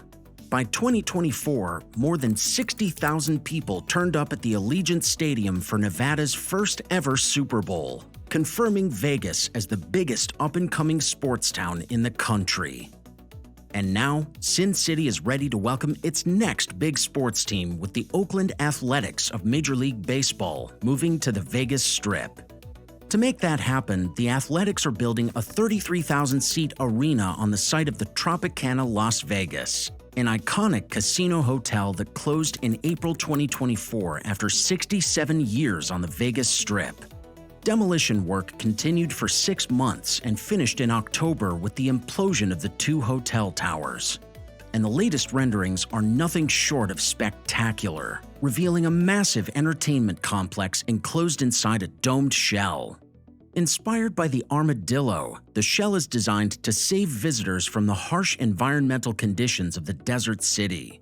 The structure is made up of 5 overlapping shells resembling baseball pennants, positioned in a way to provide shading while also allowing enough sunlight to peek through the glass windows. The exterior will be dressed in metal panels, and the entrance is designed to be a stunning cable net glass wall, which is set to be the largest in the world when completed. From the inside, the see-through dome will offer views of the Las Vegas Strip, with the New York Hotel and MGM Grand in clear sight. On the playing field, this new arena will have the closest seats to home plate and the smallest foul territory of any MLB ballpark, offering 33,000 fans an even more thrilling watch. To round it off, a future casino and a hotel is proposed for the rest of the 9-acre site. From stadium design to entertainment value, this planned stadium looks like a landmark of the future. However, not everyone is sold on the idea. Just recently, The Guardian called it debacle in the desert. One of the reasons for this harsh criticism is the track record of the franchise owner John Fisher and his ability to build a new stadium. Since taking complete control in 2005, Fisher has proposed a new stadium on 9 different sites across the Bay Area. The last of these sites was the waterfront shipping port Howard Terminal, where despite getting $750 million in infrastructure grants, Fisher pulled out of the deal in 2024. There are also question marks over the billionaire's ability to secure enough funding for the construction of such a behemoth. Initial estimates put the construction cost of the A's stadium at $1.5 billion, which was raised to $1.75 billion last year. However, Fisher recently accepted that the cost will rise to over $2 billion. This could make the ballpark the most expensive non-casino structure ever built in Vegas, even eclipsing the $2.3 billion Sphere. As of now, Fisher has about $855 million in funding, leaving a gap of more than $1 billion, which means that the franchise will need a lot of funding, and very soon. Despite the pessimism, the Athletics remain committed to the desert venue and plan to open the stadium for the 2028 season. Till then, the A's will play at least the next 3 seasons at a minor league ballpark in West Sacramento. With the Oakland Athletics optimistic of a move to Vegas, the city needs to prepare itself for further influx in tourism, and the next project on our list is an effort to do just that. Number 4. Las Vegas Loop Expansion. Las Vegas has a major traffic congestion problem. Every year, more than 40 million people arrive in the city, and a gridlock for casino goers has become a common occurrence. But for a city that claims to be the ultimate entertainment destination, a smooth flow of traffic and fast-paced transportation is almost necessary. To overcome the issue, Vegas needed a mass transit system. Monorail and subway ideas were explored, but Elon Musk claimed to have a cheaper fix. In 2019, his Boring Company started working on a novel idea: a network of tunnels underneath the city with an unobstructed flow of fast cars that will change transportation forever. The proposal felt like a project set in a distant future. Tesla cars inside the 68-mile stretch of tunnels were supposed to go up to 155 miles an hour. Boring said the whole system would take almost 90,000 passengers across the city every day, making it one of the most efficient transport networks in the world. By 2022, Las Vegas had a glimpse. The Vegas Loop completed a 2.1-mile tunnel system serving the convention center with 5 underground stations. And now, Boring says it is ready to expand. New connections are taking shape, with a 25-mile extension and 18 new stations in the works. Once completed, the project will cost upward of $3 billion. But while the city administration has welcomed the developments, the project has faced intense scrutiny since it was first conceived 6 years ago. Despite talking a big game, Elon and his company have managed to build less than 5 miles of tunnels, and even fewer are in use. Not many people currently avail the service, and the cars reach a maximum speed of 55 miles per hour, a far cry from the promised 155 miles per hour. There's an argument to be made that the loop isn't mass transit at all. At best, it can be called a glorified single-lane underground road. For critics, the Vegas Loop is more detrimental to the city, as it creates roadblocks for future large-scale transit projects that can actually make a difference. As of right now, the Vegas Loop remains a polarizing megaproject, with its future hanging in the balance. In the meantime, the city continues to grow upwards and outwards, with new infrastructure replacing the old. Just like Number 3. Hard Rock Hotel and Casino. When the Mirage Casino opened in 1989, it had an immediate transformative impact on the Vegas Strip. It felt like a new life was breathed into a city that was quickly losing its charm.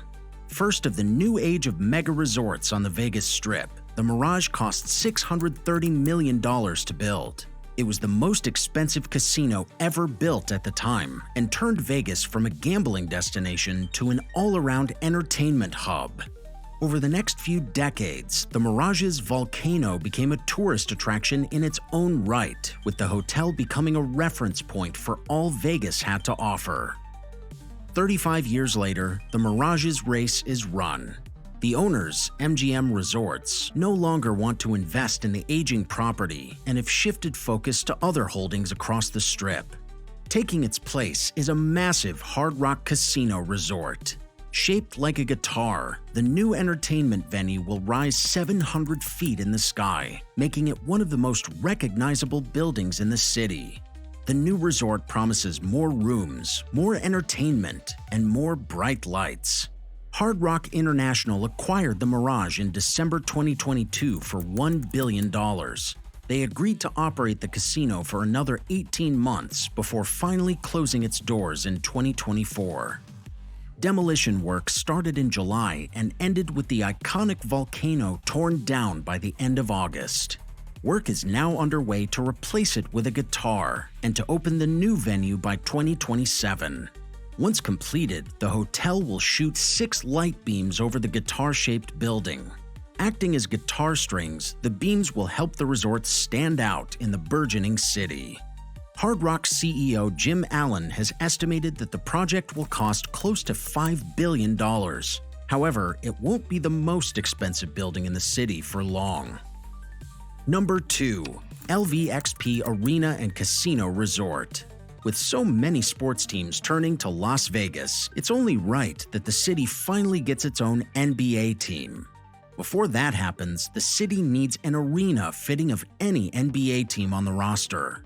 Those plans may become a reality soon with an 18,000-seat arena on the north end of the Strip. But the developers are not stopping there. They are bidding for a massive entertainment complex with 3 skyscrapers that will tower over the Vegas skyline. At 752 feet tall, the LVXP Resort will become the tallest occupied building on the Strip, a title currently held by the project's neighbor, the 737 feet tall Fontainebleau. The site itself isn't new to the NBA chatter. For years, former basketball player Jackie Robinson lobbied to build a future $5 billion arena right here. However, those plans fell through in 2023 after the Clark County Commission denied a fourth extension request. Robinson failed to collect the funds he needed, and the site has effectively remained abandoned for years. Clark County has now given the nod to a conglomerate of businessmen to finally develop the site. Renderings show the future tallest building in Vegas covered with gold and silver glass and illuminated with extravagant LED lighting. While the NBA arena remains the centerpiece, the development will also feature over 2,000 rooms, luxury condos, and a 6,000-seat theater. The project will take 4 years to build, with construction costs topping $6 billion. The completion of the LVXP Arena may coincide with America's first authentic high-speed rail system that is already leaving a mark on Las Vegas. Number 1. Brightline West. For years, America has debated the merits of building the country's first high-speed rail system. They even started one and poured over $100 billion into it. However, the California high-speed rail has failed to launch, and its future hangs in the balance. That and quite a few other rail projects in America remain stagnant. However, the Brightline West high-speed rail between Las Vegas and California is firmly on track. The 218-mile line, more than 2 decades in the making, will connect Las Vegas to Greater Los Angeles via Interstate 15. But why are they building it here? The Las Vegas-California corridor is one of the biggest travel routes in the country. Every year, more than 50 million Americans take this trip, reaching their destination in 4 hours. Brightline West will cut that time in half, with electric trains reaching high speeds of up to 200 miles per hour. While these speeds remain quite some way behind bullet trains like Tokyo's Chuo Shinkansen and the Shanghai Maglev, it is still a great start for America's high-speed future. Brightline West will also ensure a smooth trade route between the two states while massively reducing the carbon footprint of millions of cars every year. Construction broke ground earlier this year, including on a flagship station in Las Vegas that will act as the project's north terminus. For the fully electric trains, Brightline West has selected Siemens Mobility to manufacture a fleet of 10 American Pioneer 220 train sets. Production will begin on American soil in Horsehead, New York in 2026. Each train will seat more than 400 passengers, with all testing and maintenance operations set for a facility currently under construction in Sloan, Nevada. In its entirety, the Brightline West infrastructure plan involves building 160 structures along the Las Vegas-California corridor, including 6 major stations. Initial estimates put the cost of the project at over $12 billion. However, budgetary delays seem unlikely at this point, with more than $6.5 billion already secured in federal grants. Brightline West had initially planned to open the rail line in time for the 2028 LA Olympics. However, the completion date has now been pushed back to the end of the year. Once complete, the high-speed rail will serve 11 million passengers every year. But do you think this is a worthy trade-off? And is high-speed rail a better mass transit alternative to the Vegas Loop? Billions of dollars, an infinite number of promises of a state-of-the-art train system, and nearly 2 decades later. The California high-speed rail is a project still in the works. In 2008, California voters were excited when they heard the news that soon they wouldn't need airports for short flights, TSA checks wouldn't be necessary, and the hours-long traffic jams would be bypassed. However, after 17 years, they have started to believe that they voted for nothing. Why is the California high-speed rail project not coming to an end? Or better yet, why hasn't it even reached a phase where completion looks like a possibility? This is the truth about this multi-billion-dollar project that nobody tells us. But before we get into the dark side of things, let's talk about the history of the project and what it was supposed to offer. In 2008, amidst the worst recessions of all time, political promises were made to the people of California that they'd soon be traveling on a bullet train. Prior to this, bullet trains were a fantasy and a luxury only a few Americans had experienced during their trips to Japan or France. Obviously, getting the same luxurious and efficient mode of transport was exciting for them, and millions of people voted in favor of it. $9 billion worth of state bonds were sold that year, all in the hopes that 12 years later, in 2020, Californians will be traveling fast and in style. Little did they know, this project would fall prey to not one or two, but an entire series of bad mistakes by the government. Shortly after the approval of this project, the Obama administration came into power. They upped the ante and increased the original national plan of 8,600 miles of high-speed rail lines to 12,000 miles. This step was taken to ensure that more industries and laborers got to work because the economic conditions were worsening every day. Moreover, millions of Americans used cars, and the burning fuel only added to the climate change crisis. Hence, this project was considered necessary for both the economy and the environment. The original plans for the high-speed train showed an 800-mile network between Los Angeles and San Francisco and the Central Valley to coastal cities. The trains would reach speeds of up to 220 miles per hour and make transit easier, more cost-effective, and more environmentally friendly for millions of people. Unfortunately, this project ran into troubles from its inception back in 2008. According to the Legislative Analyst's Office, the deadline for submitting the business plan of this high-speed rail to the state legislature was by the 1st of September that year. However, the plans weren't released until after the bond issue was voted on. Moreover, the plan was incomplete and did not have details of train capacities, forecasts of segment service levels, funding sources, and even the expected completion dates for the environmental review and construction. It was simply a proposal that showed the intention of a project, but no details of the project. The main thing, which was the funding and cost allocation, wasn't even discussed in the plans. These details weren't released to the public until it was too late. However, when the truth came out, California voters realized that they were deceptively pushed to vote for a $9 billion project that had nothing going on behind the scenes. According to experts, if the plans were submitted within the stipulated time, which was 2 months before the election, these discrepancies would have come out. The voters would at least have had a clear picture of what they were approving and paying taxes toward. Instead, they trusted their state government to spend their tax dollars on a real project, and all they got in return was a dream. The voters lost their confidence right there. They knew that while the California government had built numerous projects in the past, trusting them with this high-speed rail dream was a huge mistake. Shockingly, not submitting the plans on time and then giving incomplete plans was just the beginning of a long list of betrayals. Soon afterward, the project began despite no proper plans. There was no supervision, and since fund allocation, oversight, and everything else necessary to make this project a success was absent from the beginning, everything started to fall apart. In 2009, a report made by the high-speed rail was also found to be heavily flawed. Risk management was nowhere to be seen, and there were no mitigation processes, not even the identification of potential risks. All of these were standard requirements in such a report, but high-speed rail didn't bother at all. To make things worse, the proposed order of events was also inconsistent, and nobody knew what was actually happening.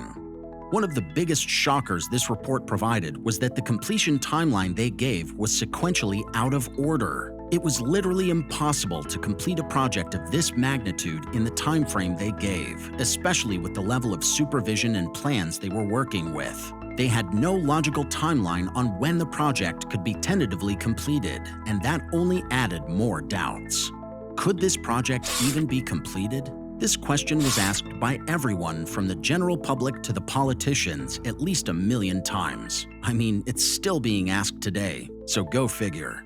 To date, the Legislative Analyst's Office is concerned about project risks, completion targets, sequencing of these targets, and most importantly, the funding. At one point, it was said that private investors would fund the project heavily since it was an essential and potentially profitable project. However, even after 17 years, not one person has invested even a penny in the high-speed rail. Many say that nobody will come forward to invest their money in this project because it's never going to be completed. They also said that California was on good terms with the local governments and public agencies. This means that the project still had some backing. However, soon it was revealed that this was also just another dream. Lawsuits after lawsuits were being filed against the HSR, and the litigant pool just kept increasing all the way from Hollywood Airport to Millbrae. The thing is, these drawbacks, lawsuits, delays, and everything else that was going wrong with the project was because of the decisions the state took. They were simply facing the consequences of their mistaken decisions. For example, the state permitted nearly every aspect of the project to be managed and implemented by consultants. This meant that the entire project had only 10 full-time employees. And these 10 employees weren't a strong army either. According to Quentin Kopp, the chair of this project back then, these employees were just little more than cheerleaders. Despite being the chair of the HSR, Kopp is now a strong critic of this entire project. Many call him a hypocrite, while others say that he realized how big of a mistake this impossible project was. Another completely illogical decision was to retain old consultants who didn't even do their job in the first place. In 2015, they were awarded an insane $700 million contract, despite the fact that the project was already well over the original $33 billion budget. Plus, it was nowhere near completion. Talking about the budget, in 2023, the state continued to release HSR business plans for the future, with one thing the same as before: there was no completion date. However, they did know the cost of everything, including the new budget required for the LA-San Francisco route that would now cost over $100 billion. The question here is, how can anybody know what something would cost to complete if there isn't even a completion date? They don't even give a tentative date now. 17 years have passed since the HSR bond issue was passed, and life has also changed quite a bit. Electric cars, smart vehicles, hybrid engines, and much more have become the norm now. According to a report by the state government, most of the cars in California will be replaced by electric vehicles in the next 10 years. This eliminates two of the biggest advantages of the HSR. First, environmental protection, and second, low cost of traveling. Apart from that, people have also stopped traveling as much as they did back in 2008. Since the COVID-19 pandemic, remote work, online businesses, and video conference calls have become common. Going to offices has reduced quite a lot, and subsequently, the demand for traveling. And the most shocking statistic is that today, there are at least 1 million fewer people than was expected in the state of California back when the bond was passed. These figures suggest that the HSR commuters' estimates have dropped by 38%. All of these are some huge problems, and honestly, it seems as if the project should never have begun in the first place. But what if I told you that this was just the tip of the iceberg? First of all, the Obama plan that we talked about before fell apart. Mismanagement, inexperienced workers, and extremely furious opposition from Republican legislators and state governors messed up the entire thing. Because of that, not even 1 inch of the track has been laid down, and it's been 17 years. Governor Gavin Newsom is not even talking about the stretch between LA and San Francisco because its price tag has skyrocketed to over $100 billion. Instead, he's been talking about the 172-mile shorter segment that connects cities in the Central Valley. But see, the problem is, inflation didn't just hit the LA to San Francisco route, it hit everything at once. So the money is still a huge issue because there simply isn't enough money to build this project. Even if the rest of legislature can be buttered up to give the money, the completion is impossible before 2030, even if the contractors and everybody else work at full pace without any unseen problems. In simple words, it's impossible. But still, many are saying that if this seemingly impossible stretch between Merced and Bakersfield is completed, it can provide proof of concept for Phase 1 and Phase 2. The state and federal authorities might just give up hundreds of billions of dollars to extend the lines further north and south side of the state. The argument by lobbyists and consultants in favor of the HSR is that despite the associated costs of this project, it's essential. The airline projects, highway systems, and many other public projects were also expensive, but they added to the economy, right? Well, this HSR will do the same. But nobody believes that right now, because let's face it, the way we travel has changed completely from how we used to travel back in 2008. Nonetheless, some people still see a unique opportunity with this HSR and say that all we need is one system up and running. According to William C. Vantuono, the editor of Railway Age, California is our only hope right now. Last year, Joe Biden's administration allocated $108 billion for public transport projects thanks to the Infrastructure Investment and Jobs Act. However, the issue is that the entire budget is required for Phase 1 of the California HSR. So, yeah, this project isn't going to be completed anytime soon. It has literally been named the train to nowhere by many because no matter how much money is being thrown at it, it's not going to work. 17 years and not a single track has been laid. So go figure. It's unrealistic, and even if a miracle happens and it's finally completed, the fares from the train will never cover the expenses. Quentin Kopp says that right now, people don't even care about going from one city to another on the train. What they care about is the billions of dollars of taxpayer money being flushed down the toilet, and they're getting nothing in return. The worst part is that nobody is actually realizing this. According to the High-Speed Rail Authority, the timeline and budget projections aren't unrealistic. It is a feasible budget, and it will result in a great project. Annie Parker, the spokeswoman for the authority, said that she sees a robust demand and a profitable system in the future. Governor Newsom is also making another attempt to start the construction once again by trying to get the remaining $4 billion from the 2008 bond fund. He says that this money will be combined with federal funds and used to jumpstart the construction. In a video, he called the project the future of transportation in California. Future as in the future our next generations will see in 2050, because that is the new estimated date of completion for just Phase 1 of the project. But let's say that the governor gets his money. We still don't know what it will be used for, but let's say he gets it. There is still no information about the budget in the business plans that can be referenced, so the legislature makes an informed decision about the project.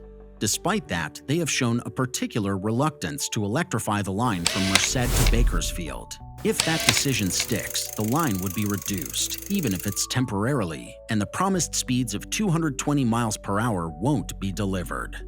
Another plan has also been released by the rail authorities themselves, in which they suggest starting with a 119-mile track that would drop off the commuters 19 miles short of Bakersfield. They can then use a bus to travel the rest of the way.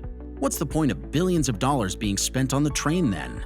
This is why the authority chief executive Brian Kelly said that this is not an ideal operation segment. Additionally, legislative leaders aren't budging either because they know this project is just a money pit that will consume billions with no outcome in the end. During talks with Governor Newsom, one of the leaders, Laura Friedman of the California Assembly's Transportation Committee, literally said, "The idea that you would spend all your money on a train that doesn't connect to anything and just hope you're going to get more money, I find a really frightening business proposition." As discussed before, the entire project was doomed from the get-go. Transportation experts pointed out from its inception that this project was going to be extremely difficult to deliver because high-speed rail systems are very costly and time-consuming. The construction schedules are tight, costs keep snowballing, and given that it's in California, blasting through mountains and bridging rivers was going to be another trick. Moreover, the governmental system in the US is entirely different from the direct competitors like France and Japan. They have centralized systems, which makes things very easy. On the other hand, the US has a decentralized government system and multiple jurisdictions over land, water, electricity, and many other resources. The political tradition itself is another factor that adds to the difficulty, since in the West, personal freedom and private property have always been given more importance than collective enterprises in the public interest. Because of this, the land acquisition for the high-speed rail has also been a major issue. First of all, the design was incomplete, and therefore land requirements were unclear. In 2012, the HSR Authority gave out contracts for construction despite the fact that the entire design was just 15% complete. Nobody knew the exact specifications for bridges, track beds, stations, and anything else, so everyone simply assumed they would get the land they would need to complete the project. Obviously, there were private owners of a lot of the land, and people didn't want to sell their property on short notice. By 2019, the state had only 310 land parcels out of the 1,859 that were required. Most of the blame for this shortfall is on the fact that the incomplete business plan led to a massive underestimation. Then, utility conflicts arose with companies such as PG&E, which had incomplete records of easement rights and utility locations. The authority was even forced to purchase entire plots of land for insane amounts, even when only a relatively small portion was required for the project. 2 years went by, and in 2021, the generation contractor for Construction Package 1, Tudor Perini, said that the shortcomings of this project, especially in the land acquisition phase, were beyond comprehension. These delays constantly postponed construction, and as time went by, the costs also kept increasing. Inflation hit massively, especially after the 2020 COVID-19 pandemic. For example, the Construction 1 package was supposed to cost under $1 billion. However, owing to the constant delays, it went up to $2.2 billion. These complications, along with many others, surged the project costs overall. Phase 1 of the HSR, which is supposed to connect Los Angeles and San Francisco, is now going to cost anywhere between $100 and $128 billion. Similarly, the shorter route between Bakersfield and Merced has also multiplied dramatically in terms of costs. All of this is simply because of one factor: improper and incomplete planning. If the authority had provided complete business plans in the first place before voting commenced, everything would have been clear. Even if the completion date of 2020 was known to the voters, it would have been clear that 12 years for such a massive project, which has no proper plans for construction, land acquisition, or anything else, was just a joke. I mean, it's reached a point where Phase 1 is said to be completed by the year 2050. The issue is that they still don't have all the land they need. People aren't selling their property because of 2 reasons. One, it's their property, and why would they sell it when they know they can get millions of dollars above the market price by just holding on to it? 2, they have lost confidence in the project. It's literally impossible to complete this high-speed rail, and even if they do, its usefulness is debatable. People have electric cars, electric buses, and electric bikes now. Their environmental footprint has already been reduced significantly by this new technology. Plus, they don't want a project that they'll probably not even see because it's going to take that long to complete. Along with that, there's an entire list of legal challenges and lawsuits the project is facing. For example, in John Toss et al. Versus California High-Speed Rail Authority, the plaintiff alleged that the entire project violated Proposition 1A. This was the proposition set forward in 2008 that authorized the funding for the rail system. The lawsuit said that the project failed to meet almost every specific requirement they promised. The most highlighted one was the travel time, which was promised to be 2 hours and 40 minutes between LA and San Francisco. Additionally, Proposition 1A said that all funding would be secured before the construction. And, well, there was no funding secured. The court initially sided with the plaintiffs. However, shortly afterward, numerous appeals were filed, and the project was given the green light to continue, whatever that means.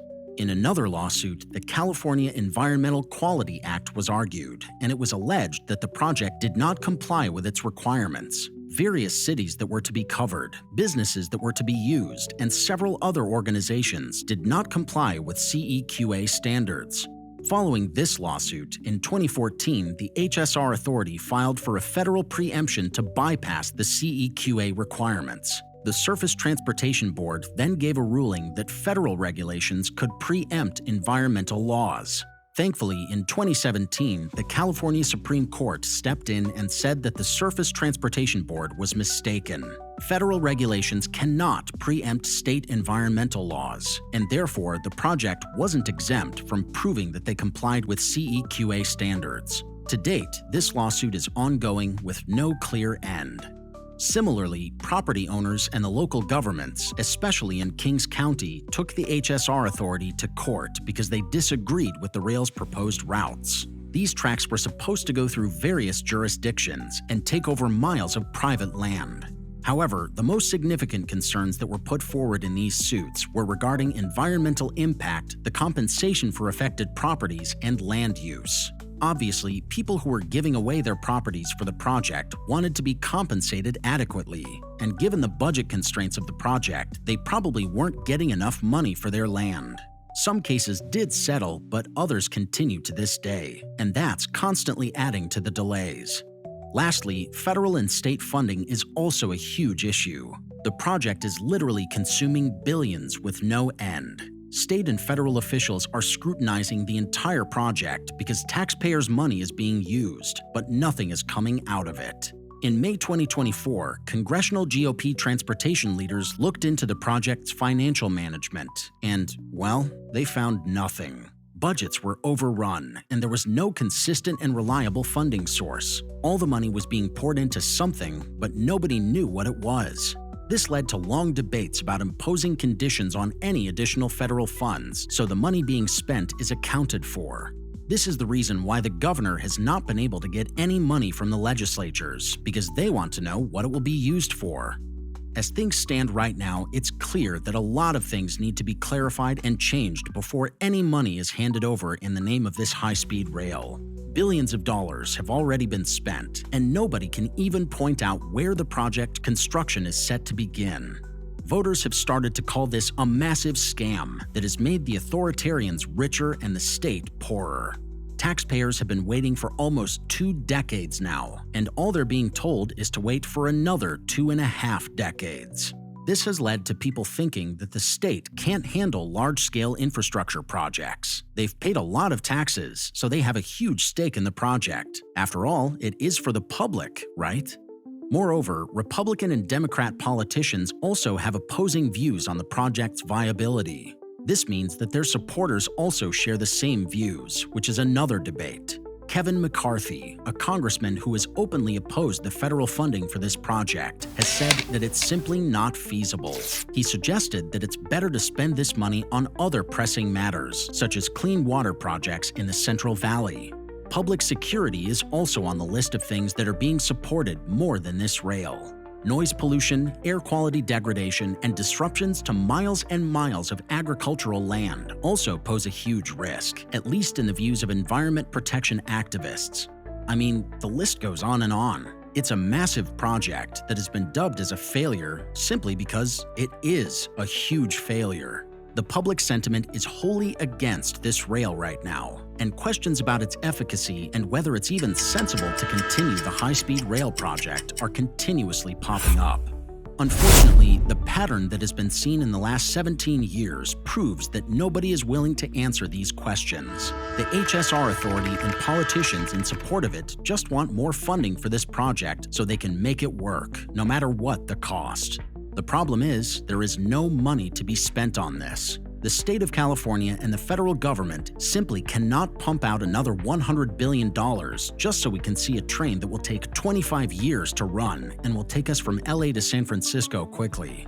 It just doesn't make sense. Whether it's the LA to San Francisco route or the Bakersfield to Merced line, the cost-to-benefit ratio is, for the lack of a better word, stupid. It's billions of dollars down the drain, and most of the original voters won't even be able to see the project before their 60th birthday. Even if we talk about the Bakersfield-Merced rail, it's still going to take at least 7 to 10 years to be operational. At this point, just ask yourself, is it even worth it anymore? People are literally saying that each and every promise made by the HSR proponents was a lie. These misstatements were only made to get their votes, and once they got those, the public just sat back, hoping to go from LA to San Francisco with a $25 train ticket. Yes, the original ticket was said to only cost $25, which was then raised to $50. There wasn't even a train yet, and the ticket prices already started to increase. I think that sums up the entire situation quite well. There is no path to completion for this rail system that was sold by politicians to voters over 17 years ago. No business plan, no land acquisition, and no way forward. All that's left to do is simply put an end to this project, which never took off in the first place. Billions have been lost. Let's make sure more money from hardworking taxpayers doesn't go down the drain now. Failed space vehicles, abandoned tunnels, and real estate developments left to rot. These are the biggest abandoned megaprojects in the U.S. From wasting $1 billion to tens of billions of taxpayer dollars, these megaprojects can be more accurately dubbed as mega disasters. Beginning with a failed hypersonic passenger plane promised to revolutionize space exploration. On January 28, 1986, millions of Americans tuned in live to see the Challenger space shuttle launched into Earth's orbit. Just 73 seconds later, disaster struck. Challenger broke apart, taking the lives of all crew members and landing a major blow to the U.S. space program. Not to be deterred in the face of tragedy, President Reagan announced the Orient Express space shuttle, an ambitious plan to build a hypersonic plane that could go 25 times the speed of sound. Equipped with the so-called scramjet engine, this space plane would escape Earth's gravity and circle the globe in less than 2 minutes. 4 different companies were awarded contracts worth $250 million to build a prototype. The plan was unprecedented, with no existing technology to build upon. However, there were more complications to come. What was initially thought to be an unmanned vehicle was changed to a passenger plane carrying a crew of 2 along with a small payload. This required much greater security features and advanced instruments for a vehicle that was 10 times larger than originally anticipated. As a result, the budget dedicated to it also shot up. By the early 1990s, the Soviet Union was no longer there, and America had slowly exited the space race. This meant budget cuts and the retirement of many Cold War-era space megaprojects. Reagan's space plane was one of the casualties, as technical challenges became insurmountable and the costs kept rising. The hypersonic plane, which had now become the National Aerospace Plane Project, died in 1994, but not before costing the taxpayers $1.6 billion. Less than a decade later, America began to fund the country's first megatall skyscraper.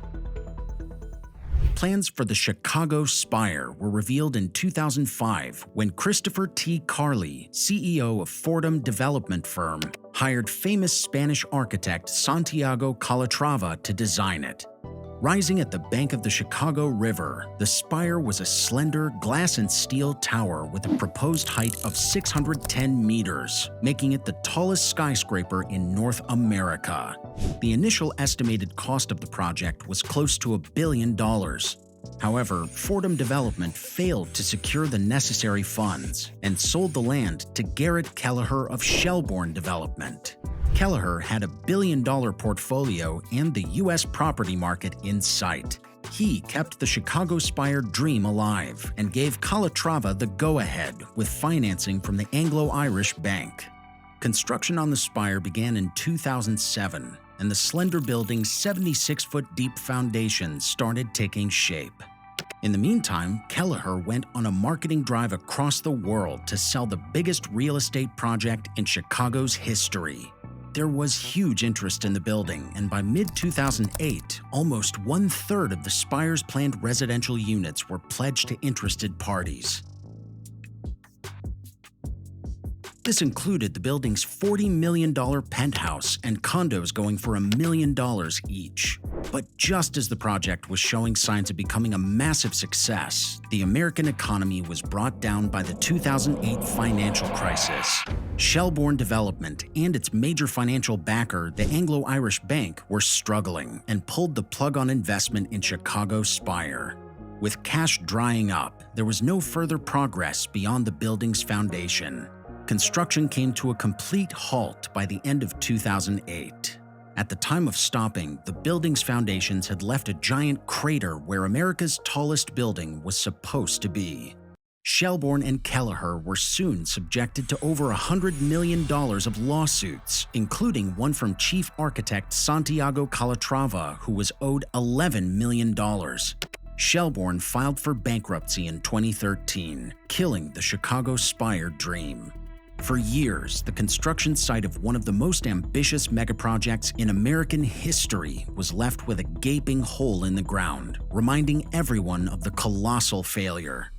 That was until the construction site was taken over by development firm Related Midwest, and they hired Skidmore, Owings & Merrill, the architecture firm that designed the One World Trade Center. However, this doesn't mean the Chicago Spire is coming back.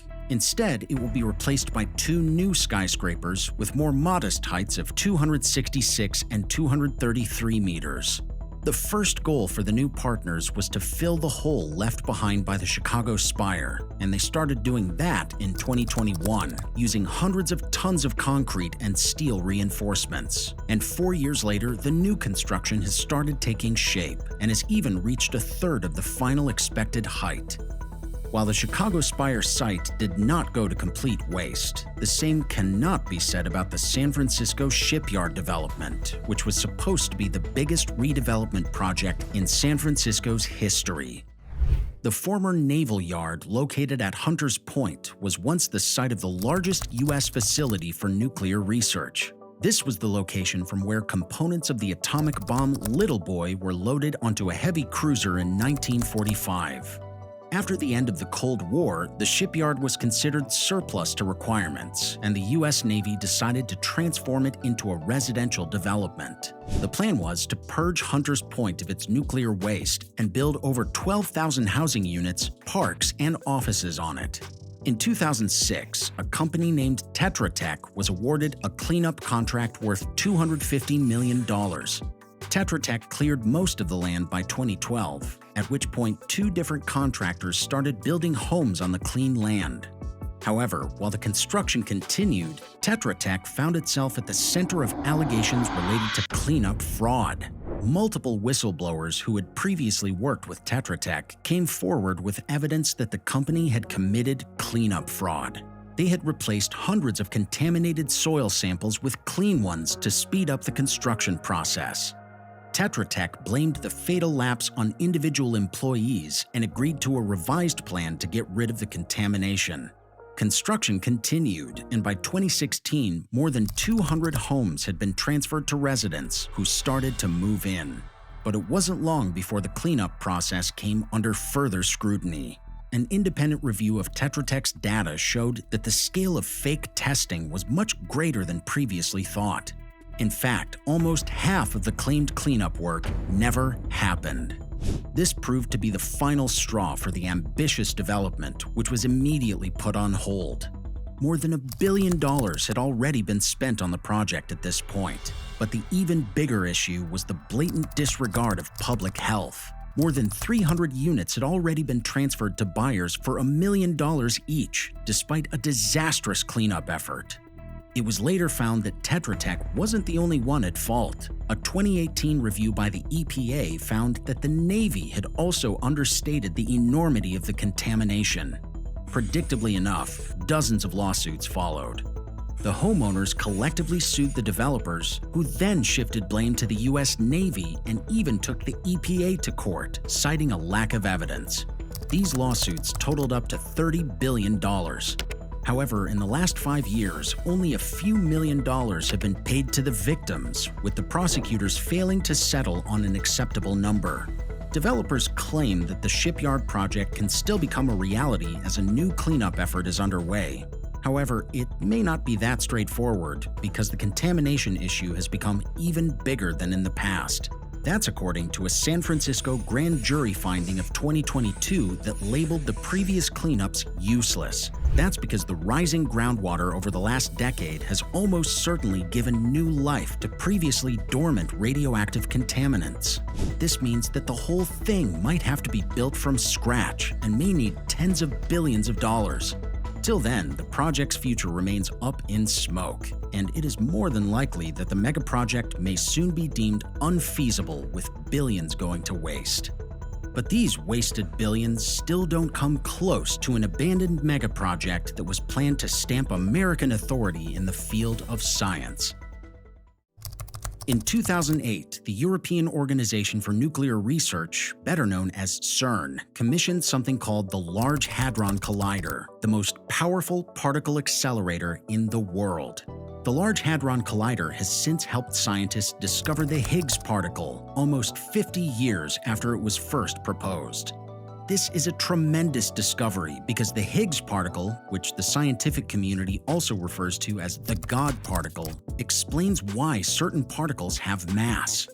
Europe spent $5 billion on putting together the Large Hadron Collider, and it now lies in a 27-kilometer-long tunnel in Geneva. However, if America had had its way, the Higgs particle could have been discovered years earlier with the Superconducting Super Collider in Texas. Planned in the 1980s at the back end of the Cold War, this particle accelerator was 20 times as powerful as the Large Hadron Collider and had a 3 times greater circumference.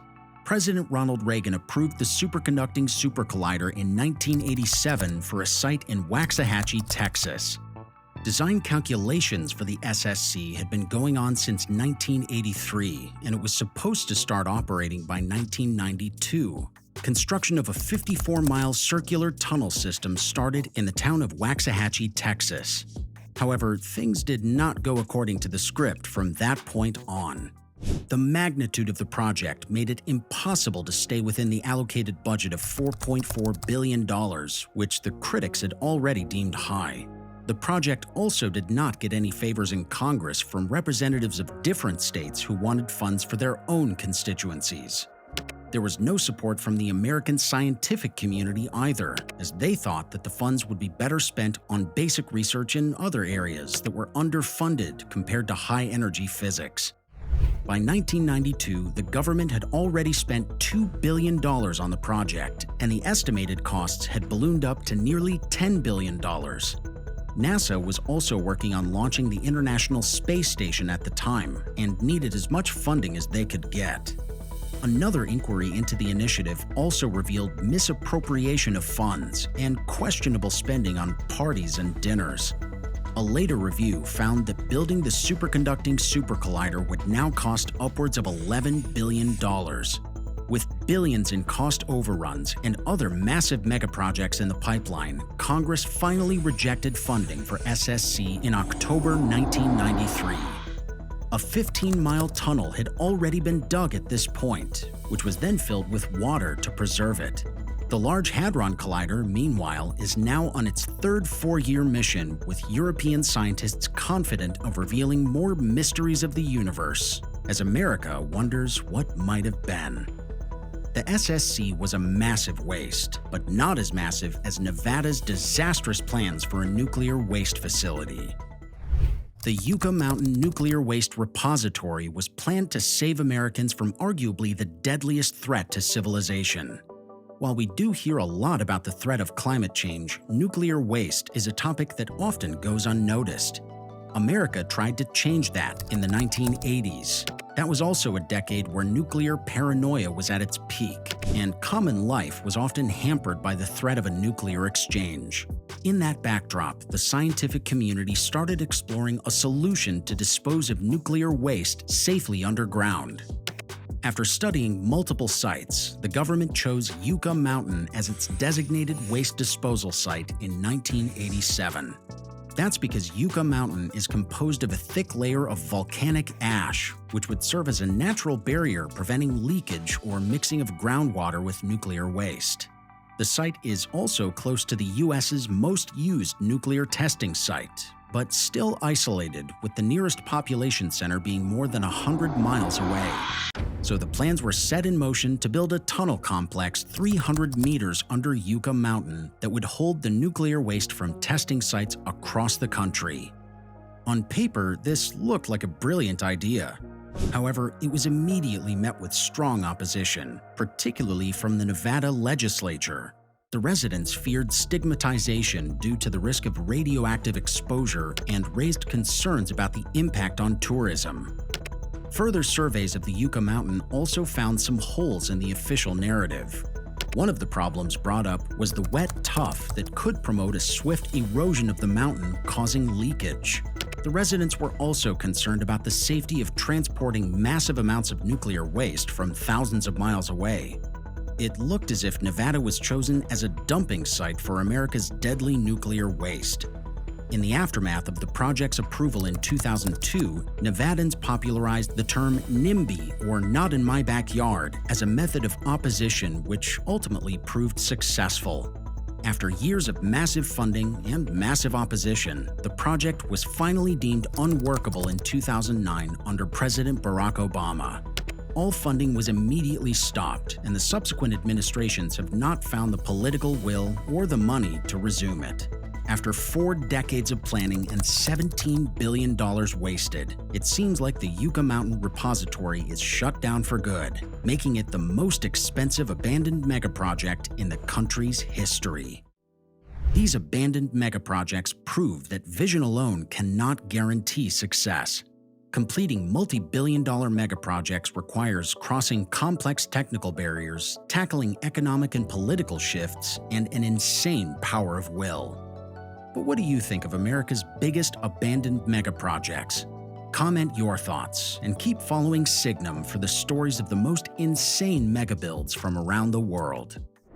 From the longest undersea tunnels to record-breaking solar power bases, and from data centers in the desert to an ever-expanding high-speed rail network, these are the biggest megaprojects in China's trillion-dollar transformation, the most expensive of which may cost upwards of $100 billion. At number 5, the world's longest water tunnel, which is about to become a key component of China's biggest water diversion project. For a country as big as China, water diversion is an integral part of the economy, and constant efforts are needed to balance the water resources between its vast territories. The country's south has a significant water surplus, resulting in frequent floodings, while the north faces severe water shortages. To overcome that, China has devised a south-to-north water diversion project, under which a 1,400 kilometers long open canal will divert water from the Yangtze River to northern China. Since becoming operational in 2014, the project has transferred over 50 billion cubic meters of water from the Yangtze River to northern China, benefiting over 150 million in the process. The next step in this mega transfer project is building the longest water tunnel in the world. The 195-kilometer-long Yinjiang-Buhan Tunnel will carry water from the Three Gorges Dam to the Han River, from where it will be transferred further north. Upon completion, the Yinjiang-Buhan Tunnel will overtake the 120-kilometer-long Päijänne in Finland. While the plans are in place to start construction this year, building this record-breaking tunnel will take over a decade and will cost China upwards of $9 billion. However, the project will ultimately be well worth the cost, as it will bring food production to a desert area as big as the state of Texas. At number 4, Yantai Dalian Undersea Tunnel. The Chinese cities of Yantai and Dalian are less than 100 kilometers apart when traveling in a straight line. However, the largely enclosed Bohai Sea is in the way. The journey around the sea makes this a 1,500-kilometer trip, and it takes 8 hours to cross the waterway via a 15-year-old ferry service. But now, China is embarking on a $43 billion mega-project to overcome this problem. The Bohai Strait Undersea Tunnel will span the length of the strait and cut the journey time to just 40 minutes. With a total length of over 90 kilometers, the undersea section of the Bohai Tunnel would be longer than the combined length of the Saikan Tunnel and the Channel Tunnel, which are currently the 2 longest undersea tunnels on the planet. While the tunnel firmly remains in the plans, it was proposed 3 decades ago. However, work has failed to commence so far because of environmental and economic concerns involved. However, decades-long delays for such challenging megaprojects are commonplace, and a similar exhausting process was observed during the construction of the Saikan and Channel tunnels. As soon as the construction starts, the Bohai Tunnel will have a 10-year timeline. The spending on the project tops the Three Gorges Dam, but not even the Three Gorges comes close to the biggest megaproject featured on today's video. At number 3, high-speed rail to Tibet. Along with these impressive undersea tunnels, a high-speed rail expansion also forms a key part of China's trillion-dollar makeover. As of 2023, China already has over 40,000 kilometers of high-speed rail, which is twice the rest of the planet combined. However, they are now going a step further and will look to expand the infrastructure to 70,000 kilometers by 2035. The most ambitious and the most complicated of these expansions is a 1,600-kilometer line connecting the southwestern Sichuan province to the Tibetan capital Lhasa. It is one of the most complicated railway projects in the country, as the rail tracks will pass through earthquake-prone regions with altitudes reaching 3,000 meters. Hundreds of tunnels will be built along the route, with one 10-kilometer-long tunnel passing 1,200 meters below the surface in the Tibetan mountain range. The completed railway line will consist of 3 major segments, 2 of which have already been completed. Construction is currently underway on the longest section of the rail network, totaling more than 1,000 kilometers. A total of 72 tunnels will be built in this phase of the project, many of which will go beyond 30 kilometers. The Sichuan-Tibet Railway will serve as the second rail link between Tibet and Western Chinese provinces after the first connection became operational in 2006. In addition to increasing connectivity, the country also hopes to promote tourism in western parts of the country. The longest segment of the rail network will also support the highest speeds, with trains capable of operating at 200 kilometers per hour. At this rate, the megaproject will reduce travel times between the two regions from 36 to 13 hours by the end of the decade.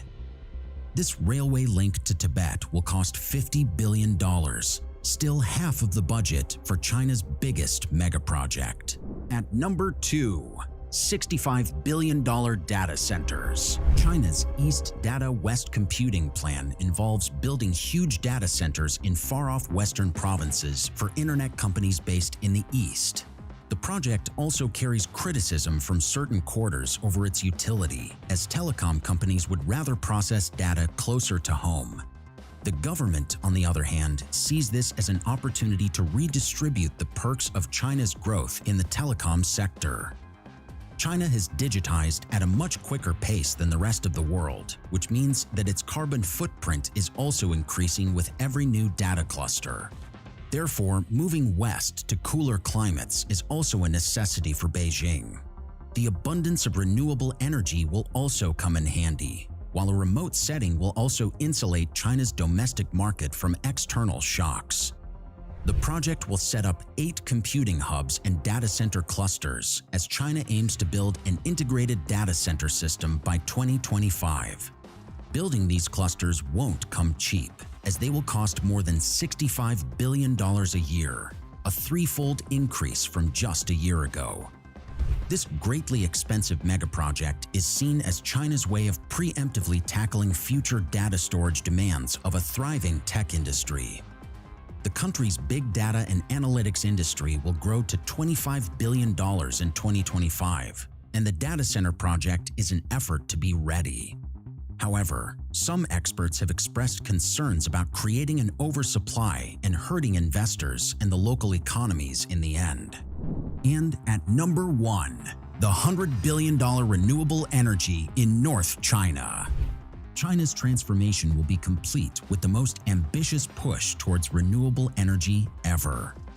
Inner Mongolia, an autonomous region in China, is known for its vast deserts, including the Gobi Desert. The region is also home to major sections of the Great Wall and is the biggest producer of coal in China. However, China is now spending billions of dollars to take advantage of Inner Mongolia's cheap land, frequent winds, and blazing sunshine. Construction has already begun on an unprecedented buildup of renewable energy through wind and solar power bases. The first phase of the project includes 100 gigawatts of turbines and solar panels and will be completed in a year. Construction is also underway on a 4 times bigger installation that could potentially produce twice the amount of renewable power produced in the US. The total output from these projects will ultimately be closer to the total installed renewable capacity of all of Europe. China's newfound enthusiasm towards renewables is driven by Xi Jinping's pledge to peak emissions by 2030 and a commitment to global carbon neutrality. China is investing upwards of $100 billion in its renewable energy infrastructure and hopes that it will bring a major economic boost to its underdeveloped Western regions. In commissioning these far-off farms, China is also risking escalating costs because of the transmission costs over long distances. Maintaining this massive infrastructure in remote areas will also be expensive. To achieve global superiority in renewable energy sources, the challenge that remains for China in its pursuit of climate goals is how to get rid of coal in the energy grid. A rapid transition towards renewables might just be the answer. Whatever the fate of these projects, China's megaproject spending is unlikely to cool off in the coming years. Despite the continuous warnings of an economic meltdown, China is backing its time-tested strategy of going big on billion-dollar infrastructures. What do you think of China's trillion-dollar infrastructure plan? Let us know in the comments below. Did you know that China is also home to some of the world's most fascinating bridges? These mega bridges are built in some of the world's most difficult landscapes and challenge the limits of engineering. Click this link to check out these insane structures. A trillion-dollar construction boom has been at the center of China's economic rise over the last few decades. Since the 90s, China has built some insane skyscrapers, megacities, rapid transport networks, and arguably the biggest international infrastructure initiative in history. However, one rarely talked about aspect of this rise is the construction of mega bridges. As of this year, China has more than 1 million bridges, some of which have broken geographical and technological barriers. Connecting modern China like never before are record-breaking mega bridges, which are becoming more and more expensive to build. Starting from hundreds of millions of dollars, the most expensive one cost over $20 billion. These are some of the most impressive mega bridges in China, telling a story of innovation and a growing global ambition. We start with a bridge over the Luzi-Jiang, which translates to the Green Juice River. Stretching 798 meters over the river valley, it is not as long as some of the other mega projects we'll feature on today's video. However, the Green Juice Bridge is termed an engineering marvel given its innovative design and the complexity of construction. For starters, it is the longest single-tower suspension bridge in the world. Unlike other bridges of a similar length, it is held by a single tower on one side and the rest is supported by cables. From afar, the bridge looks like it defies gravity, giving the illusion of hanging mid-air without support. Then there's the rugged terrain where the bridge is built. All of the bridge's supporting elements, from the 156-meter tall tower to the tunnel anchorage on the other end, are built upon a steep slope. With a 54-degree angle, this is the world's steepest tunnel anchor. Despite the complexity of construction, the bridge has proven vital in its remote surroundings. It has become a key cog in the 190-kilometer-long Yuchu Expressway that connects the Yunnan region with major hubs like Shanghai. Going around this river valley previously took over an hour. However, the Green Juice River Bridge has brought that down to just 2 minutes. Vehicles can go at high speeds of up to 80 kilometers per hour on the bridge's 4-lane deck. Construction on this complex megaproject commenced in 2019 and took 3 years to complete, almost the same time as another impressive bridge in the region. This is the highest bridge in the world. Standing 565 meters above the Beipan River, the Duguay Bridge is one of the more surreal structures in the world. Before Duguay, the world's highest bridge was the Sidu River Bridge, also in China, suspended half a kilometer above a river. The title of the highest bridge in the world calls for an important distinction from being the tallest. A bridge's height is the maximum vertical distance between the ground and the bridge deck. Meanwhile, the tallest bridge refers to the height of the structure itself, starting from the base of the towers that hold it. That title belongs to the Millau Viaduct in France, which is 343 meters tall. Back to the Duguay Bridge, which is also called Beipan Bridge.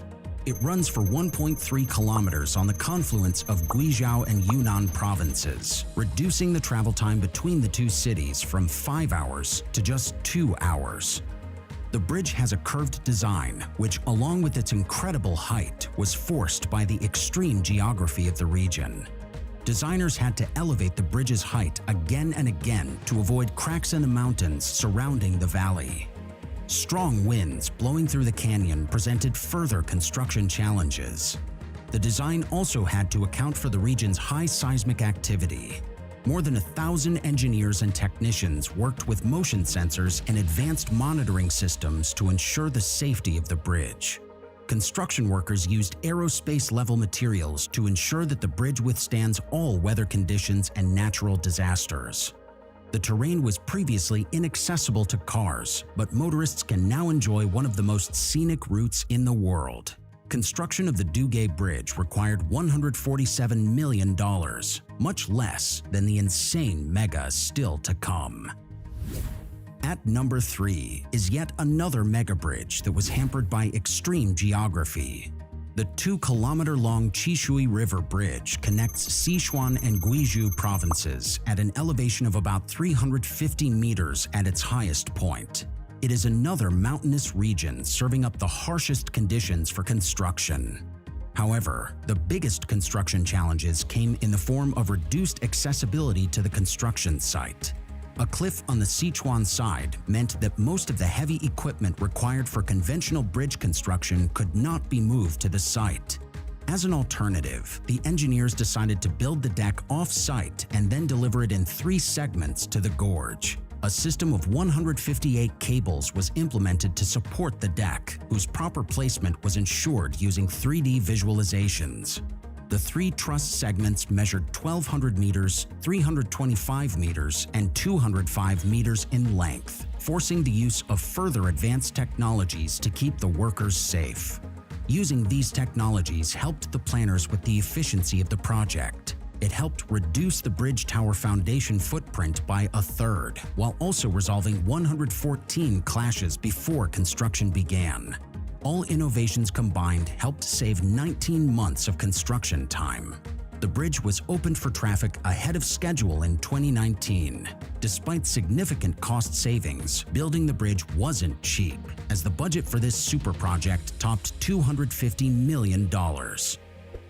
Taking the second spot on today's video is the longest bridge in the world.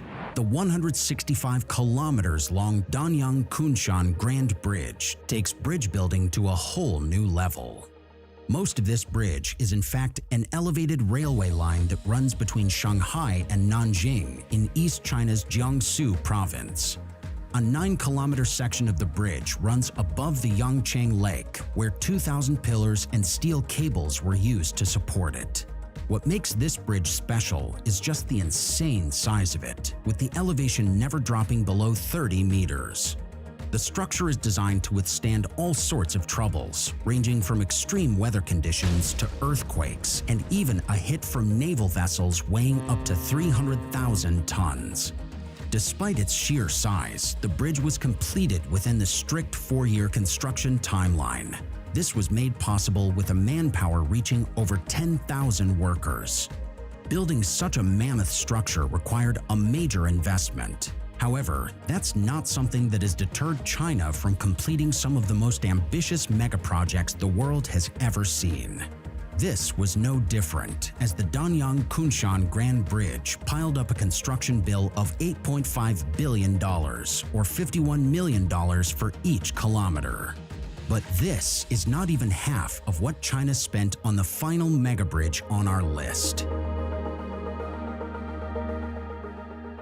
One of China's most ambitious plans is to develop its Greater Bay Area, which encompasses 11 cities, including administrative regions of Hong Kong and Macau. China wants this region to become its own San Francisco. This requires building a robust transport network between territories, and an integral part of that push is the Hong Kong-Zhuhai-Macau Bridge. At 55 kilometers long, it is the world's longest cross-sea bridge and is touted as an engineering wonder. While the link was proposed in 2003, construction only started 6 years later. The bridge did take 9 years to complete. However, its sheer size provides some justification for the construction timeline. It is far from a conventional structure over water, as it incorporates a 6.7-kilometer submerged tunnel to avoid busy shipping lanes over the Pearl River Delta. This tunnel can be termed a megaproject of its own, as it is surrounded by 2 artificial islands measuring 100,000 square meters each. This was the part of the megaproject that gave its planners sleepless nights. But building the rest wasn't a piece of cake either. More than 400,000 tons of steel were used to complete the bridge, which was about 5 times the amount used in San Francisco's Golden Gate Bridge. When construction began, the bridge was estimated to cost an incredible $10 billion. However, years of delays and accusations of corruption meant the cost had shot up to about $20 billion. That is an eye-watering amount to spend on a bridge. But why did China still go through with a project that attracted much less traffic than anticipated? One plausible explanation lies in China's geopolitical ambitions. The top leadership in the country has always vied for greater control over Hong Kong, where pro-democracy protests have taken root in recent years. Better connectivity with the region helps China's political ambitions in Hong Kong. However, the Hong Kong-Zhuhai-Macau Bridge remains an awe-inspiring structure and an engineering wonder. But what do you think? Which of these mega bridges has impressed you the most? Comment your thoughts below. If you enjoyed this video, hop on to our video about the $2.3 billion innovation in Las Vegas that is already capturing imaginations of millions. The stage is set for a global disruption in entertainment with the MSG Sphere, the largest spherical structure in the world. Check it out.